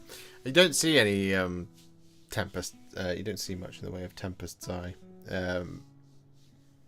because a lot of people are very, very, very into the Living City and Hammerhall and Greywater Fastness, and I think in some ways that's kind of down to their rules from 9th edition. They weren't 9th edition, from 3rd edition. They weren't around very long. But it's really nice to see something from one of the other cities, and I really, really like the teal on that banner. Teal, Achillean green, turquoise, whatever it is, on the banner. I think it really between blue works. and It looks turquoise. great. Yeah, looks really good. Really good. Nice one, Chris. No, I don't think I've heard of this city before, so like you said, it's great to see some new stuff. And that turquoise is great. Tempest's Eye. I can't remember where it is. I think it's in Chamon. I can't remember. The Michael Jackson realm. Yeah, that's the one. But no, excellent work. The banners are great. Yeah, the banner is great. And the cities as well are really cool. To offset that kind of bluishness with some yellow as well. Again, just a really nice choice of colour. It really works. Yeah, it's in Akshi, apparently. Tempest Eye. In Akshi. Well, there you go. Yeah. Silver edge on the banner. Oh, I see it now. Yeah. Oh, that's even cooler. I'm just going to zoom in again. Yeah, that really works. Oh, it just makes it so... angular is the wrong word, but it really defines the edge. To put silver along a blue flag. That's really nice. That's really, really nice. Nice one. Oh, great work. Very cool. Great work. Talented family you have. Yeah, you do. Yeah. Right. Next up, we have Eron with what I'm assuming is to support the rest of his Adeptus Custodes. We have a Land Raider. And as we all know, the Land Raider is the greatest tank in the history of Warhammer 40,000. Yes. No, Yes. we don't see a lot of them come through Tales, but it's always a joy to see them when they do. Yeah, I like it, and I like just I so like iconic. I like the green and black scheme for the Custodes. Has always been fun. Mm. So yeah, this is Very cool cool. with the little launcher on top. That launcher is that the one from the back of the what's he called? Dreadnought.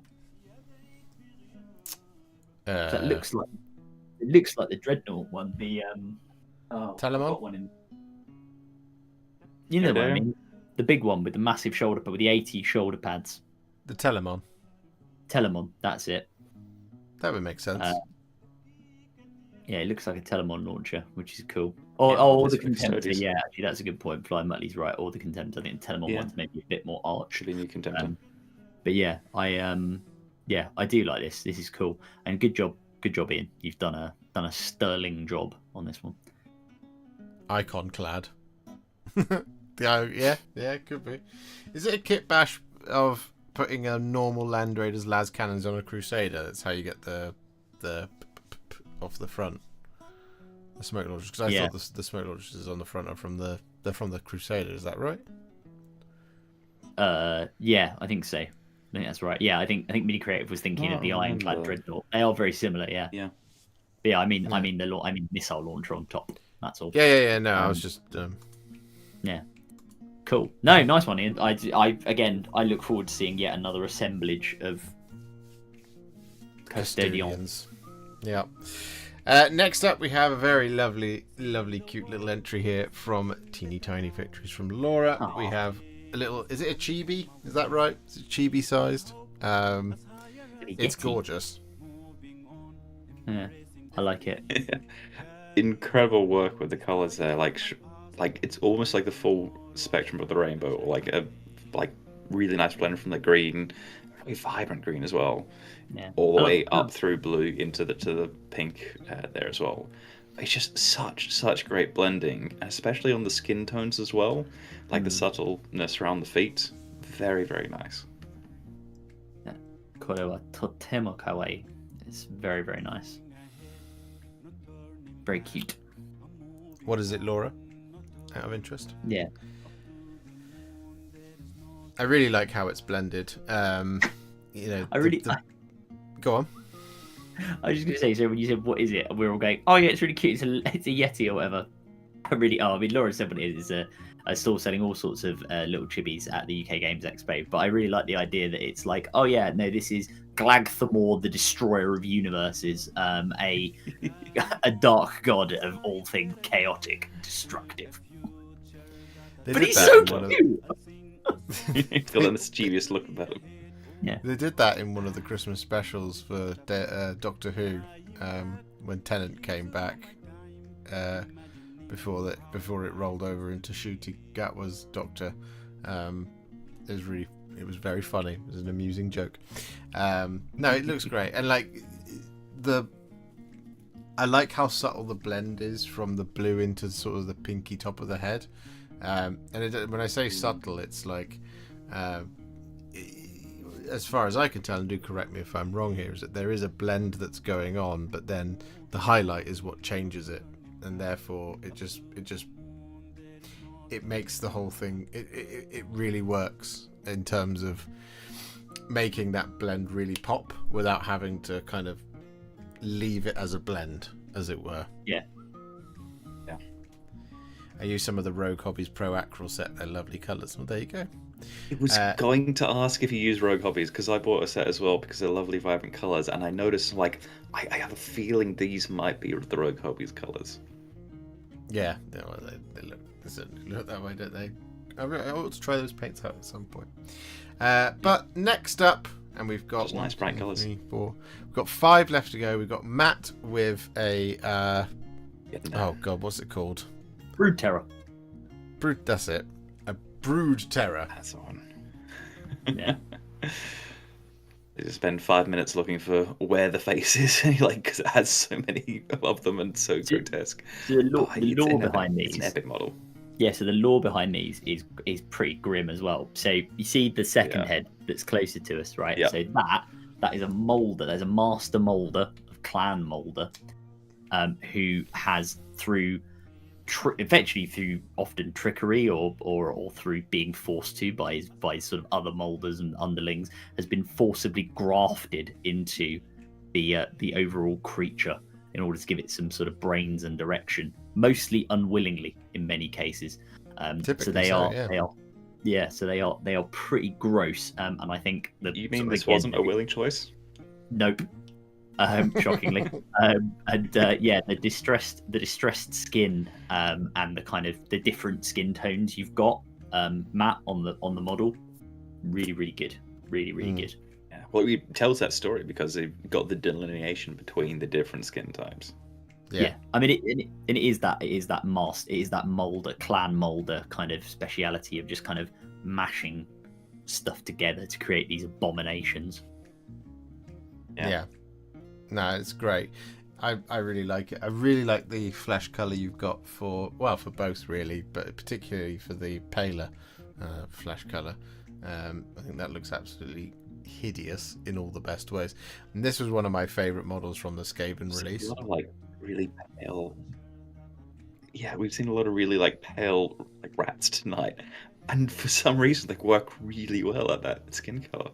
Yeah, it looks really good. Yeah, Matt, you did a great job of kind of pick colours and go. It's the way to do it, right? Because it's all that different bits of experimenting flesh that are attached to show this thing is some like grafted combined creature. Yeah. I really like it. No, definitely. Yeah, very cool. No, great stuff. Next up, we have another massive miniature. We have a Baneblade. It is a Baneblade. Hey, Baneblade. Very impressive for getting done and finishing it off. Yeah, really, really well done, Sick Noodles. I've been challenged to paint a Baneblade, and I keep saying, well, if someone wants to send me the money for it, we can do it. But all I can think about at the moment is Baneblades. And I particularly like this one. I really like your lens work. Obviously, we've got the close-up there on the right. I think that lenses are fantastic. They look so, for the lack of a better word, creamy. I would drink that if I saw that in a glass. Like shiny. It looks like shiny liquid, doesn't it? Yeah. I really like, captured the shine. Yeah. Yeah. I mean, the lenses are very good, to be clear, but I really like the little Mechanicum sort of engine shrine that's on the back next to the engine. I think that's really cool, and I like the fact that it contrasts from the more sort of plain warlike metallic of the rest of it, because it's that kind of difference between it's an Astra Militarum vehicle built for war, but the Mechanicum is also very much a holy engine, so they have their little shrine at the back, which is all colourful and gold and stuff. Yeah, These things are massive. Yeah, they are flipping They huge. really are. It's always so impressive to see them on the table, though, and I'm glad you'll be able to now put yours on the table and pull out basically like across the field, just firing at anything and everything you can at your friends' armies. Can you still put 4 sponsons on it? You can do, I believe, yeah. I believe you can, yeah. 'Cause I really like it Anywhere when there's from 4 sponsons on 0 it. to 4. I mean, it's a land ship, Lot of isn't it? guns. It's not a tank, it's a land ship. I love it. Yeah. No, it's great. And like you, I think you've already pointed out the shrine at the back, but the smoothness of the gold there next to the weathered piping of the engine block is really good. That's what I mean. It really makes it stand out. Yeah. No, it's excellent. It's nice. But yeah, well done for getting it done, Sick Noodles. Next up, we have Boromir the White. Boromir, Captain of the White Tower. Boromir Not the just White. Boromir the White. I come back to you now at the turn of the bastards. By Elendil the Tall. Oh, no, I like it. Yeah, no, I really love like the red and the gold bits that you've got here. Yeah. Like really nice, like subtle like highlights and texture that you've got going on the shield, and then just like little trims of gold, making a little bit of extra special there. Yeah. And I mean, he looks good in his armor. You've got the hair color right. It's it's really good. Yeah. And There's he's tiny. You know, MESBG miniatures are very small. Yeah. Yeah. Like you said, the light points on the shield are very, very, very artfully well done, and that's not easy to do at the best of times. But on something as small as this, as Boromir, from MESBG, it's really, really not easy at all. No, 100%. Really good. These models are small for sure. Nice. Despite their massive personalities defending their homes. There you go. He is Boromir of the White Tower, which means he is fighting at home rather than before he goes off on his big quest. Yeah. See, many different ways. Thank you very much, Elendil the Tall, my lord. Next up, we have Love Hippo with a bunch of Stormcast. We have some Liberators and some Reclusians. Oh, these are cool. Again, more nice. Hallowed Knights. Only the faithful, always here for that. Like these look great. I like the fact We're you've gone big for the fans of gold. Hallowed Knights around here, aren't we? We really are. I think it was like the right choice to go for the new launch box, because they just have that slightly more menacing feel to them and a slightly bit of a darker, rather than like the proud gold. It's for the story they're telling, and you know, bringing in the Reclusians and all that sort of stuff. He needed something a little bit darker than just gold. Yeah. No, I really like what you've done on these, and I like the fact you've chosen to go heavier on the gold, even with the silver. Like, say the sort of shoulder pad, the shield. You've got the gold chains on the Reclusians. I do like that. It gives that nice kind of contrast while the whole thing holds together. Yeah, it's a good mix of colours. Yeah. Yeah. Excellent. Hallowed Knights Digital. forever. The bestest of the bestest of the bestest. Only the faithful. Only the faithful. And I like how you've got shall little prevail. pops of colour on each, like different pops of colour on all the bases. With the tufts, Yeah. yeah. No, I like that. It Brings some creates it creates a lovely, nice little bit of variation between the models, which is sometimes not easy to do, especially when you're doing things at scale in army painting. And it's also a nice way to tell units different apart. Yeah. As and when you I have need to to. say the exact same thing. I know people who have done that, especially for like orc armies. It's like, cool, this is like the green tufts, this is like the red tufts, this is the blue tufts.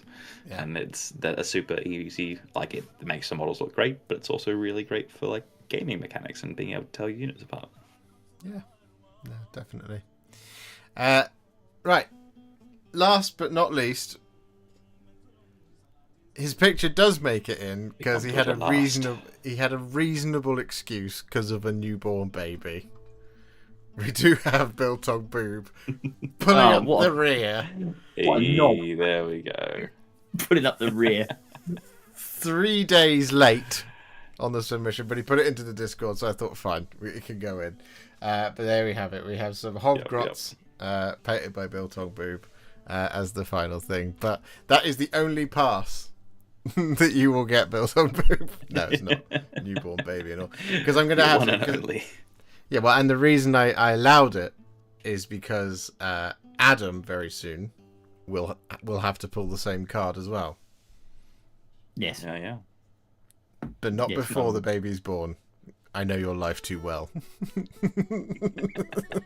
do. It worries me. I do you know what? To be fair, we mock Sean, Mr. Boob, as we are wont to. But I do like the fact he painted up all these Hobgrots, and also the fact that he just picked them up in like a job lot from something. He was just like one day. It's just an eBay rescue. We're going to do some AOS. We're going to do some AOS slow grow stuff. Oh, and thank you very much, everyone in the chat who's saying congratulations. He will be the best mini I've ever done. So there you go.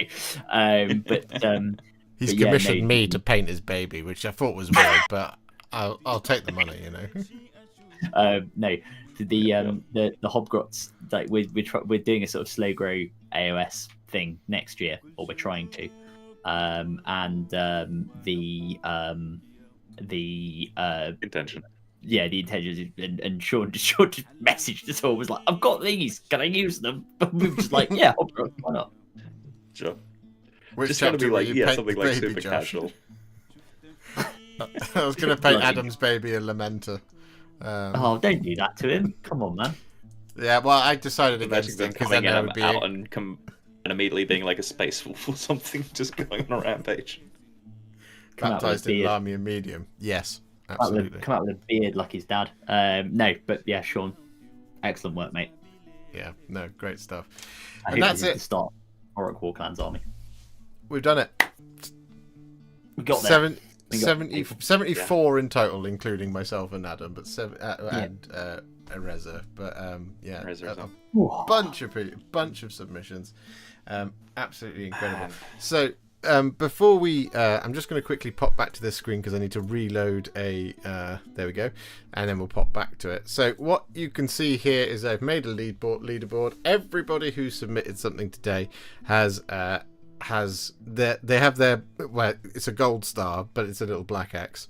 I've put it in there, so you're all off to the races to win our grand prize at the end of the 12 months. So this is what you'll see, and if you do submit, for example, for all of it, you will see this type of thing all the way across. Although Travis, don't get too excited, I'm not immediately giving you an entry because you've got to stay on task.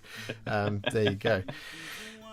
Once again, ridiculous amount of talent on show. Well done, everybody. Yes, and I'm conscious that we're 4 minutes to midnight, so we're just going to very quickly roll into this. As you can see, I'm prepared, baby. I was prepared before we came into this. So we've got to win this monthly spin that we do to see who can win a prize. You will win something of your choice up to around about, I think it's 40 quid, something like that. If you are not in the UK, I will send you either the cash or a voucher to your favourite hobby store for you to buy your next box of miniatures or something like that. Just tell me what you want and all that kind of thing. And if you're not currently in the chat but you're watching this back afterwards, you do need to email me to tell me what you want. It's at therealwarhipster@gmail.com. So I'm going to spin now to see who wins. So here we go. And the winner is Plain. There you go. Yeah. Congratulations. Hey, well done, Blevin. So Blevin, I think, has gone to bed now. Let me know what you want. Send me an email or get your dad to, or whatever. At therealwarhipster@gmail.com. And you could win. Well, you have won your next unit. So there we go. Yeah. I'm going to remove you now because you've won, and it's on the internet forever. So there we go. That's the record. So there we go, guys. Enormous effort. Episode 1 always has the most always has the most engagement, obviously, at this point. And yeah, just really well done. Well done, everybody in the chat who stuck around for the full 4 hours of the stream. Yeah, thank you so much, guys. Thank you so much. Always takes a while, but it's so worth it. Yeah, you guys are unbelievable. Heroes all. I mean, that you guys just keep on raising the standard higher and higher and higher. It's incredible. Yeah, stop it. It's really hard to keep up. No, but thank you for sticking with us. Thank you for coming back. First of all, and thank you for sticking with us again for like 4 hours on a Sunday night. Yeah, awesome stuff, guys. Keep it coming. Whilst I do some quick maths, Adam, what was your favourite? Thanks for turning up, Adam. Yeah, very good. Listen, right? You and bloody someone else earlier who's made this. This is why we're doing it on a Sunday, because I'm far more likely that I'll actually be able to be here rather than being stuck doing work during the week. So that's why you get more me. So it's why we changed it. It's a good change. James Mathias, thank you very much for the $75, one for each entry. You're an absolute hero, James. Thank you. Yeah, I appreciate that. Thank you very much. No, you haven't liked the stream, before we finish. Like I said, I need to do some quick maths to determine the winner. It's pretty clear. But Adam, who was your favourite? What was your favourites? What were your highlights? Oh, I think I really liked the naturalistic what were they called? Mangler squigs. They were just really cool. Just a really interesting take on them. And nice. Honestly, just I think the colour turquoise has been a winner throughout the whole thing. Yeah. Just on so many. Season 2 was purple and gold. Season 3, turquoise. Yeah, I mean the Vizig Scours, both of those were excellent. I mean, obviously, I've got to give a shout out to Laukkanen as well for just not only painting up Be'lakor, but then going outside with it to take the picture like a hero. Yeah, so going the extra mile for sure. Yeah, definitely. Rich. Yeah. Again, there's so many amazing ones. So I'm going to try to limit myself when we're getting late. But I do want to shout all the fantastic photo editing that we saw today, especially from Martin Spoon with his little comic of the Seraphon. So creative, so lovely. But I think my pick for this month will have to go to Darksider for their incredible, colourful Tree Lord. It's one of the best Tree Lords I've seen. And just like the care and detail that you gave to every single part of that model and the blending you had was just fantastic. Yeah, agreed.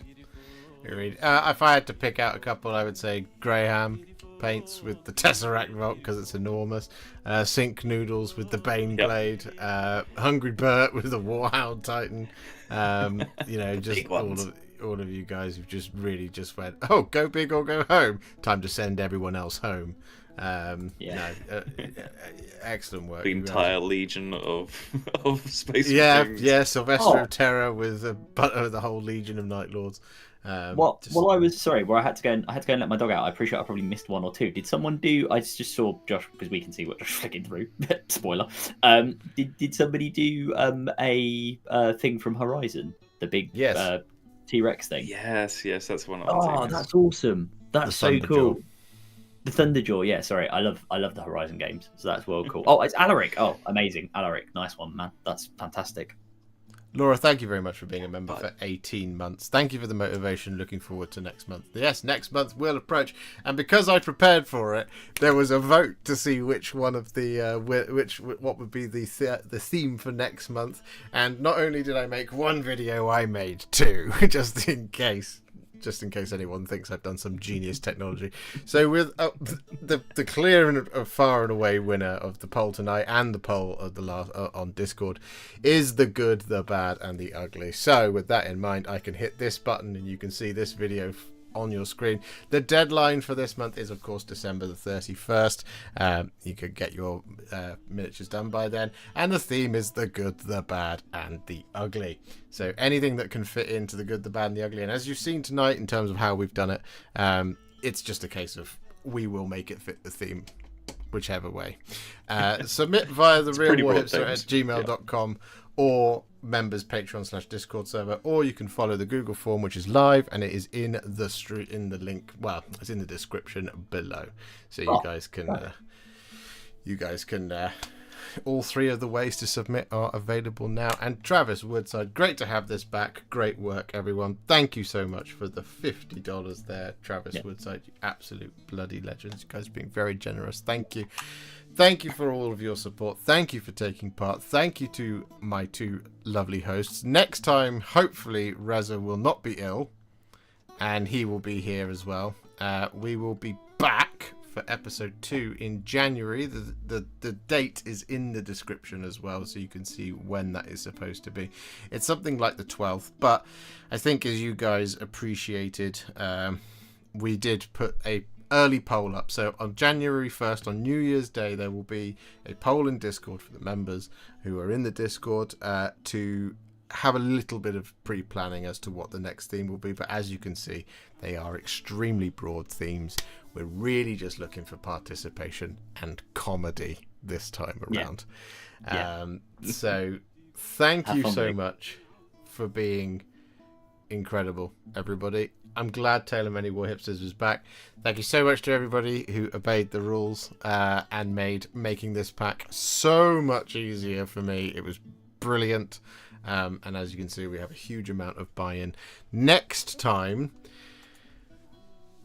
we should start the stream a little bit earlier. There won't hopefully be any MESBG tournaments that some of the members of this presenters group have double booked themselves onto. But I do have the emails of the 4 people who want to be guest presenters. So I will be sending you an email very, very soon to let you know basically just to say, basically I've got your emails, and we can sort of talk about having you on possibly in January, maybe February. It depends on the availability of these guys.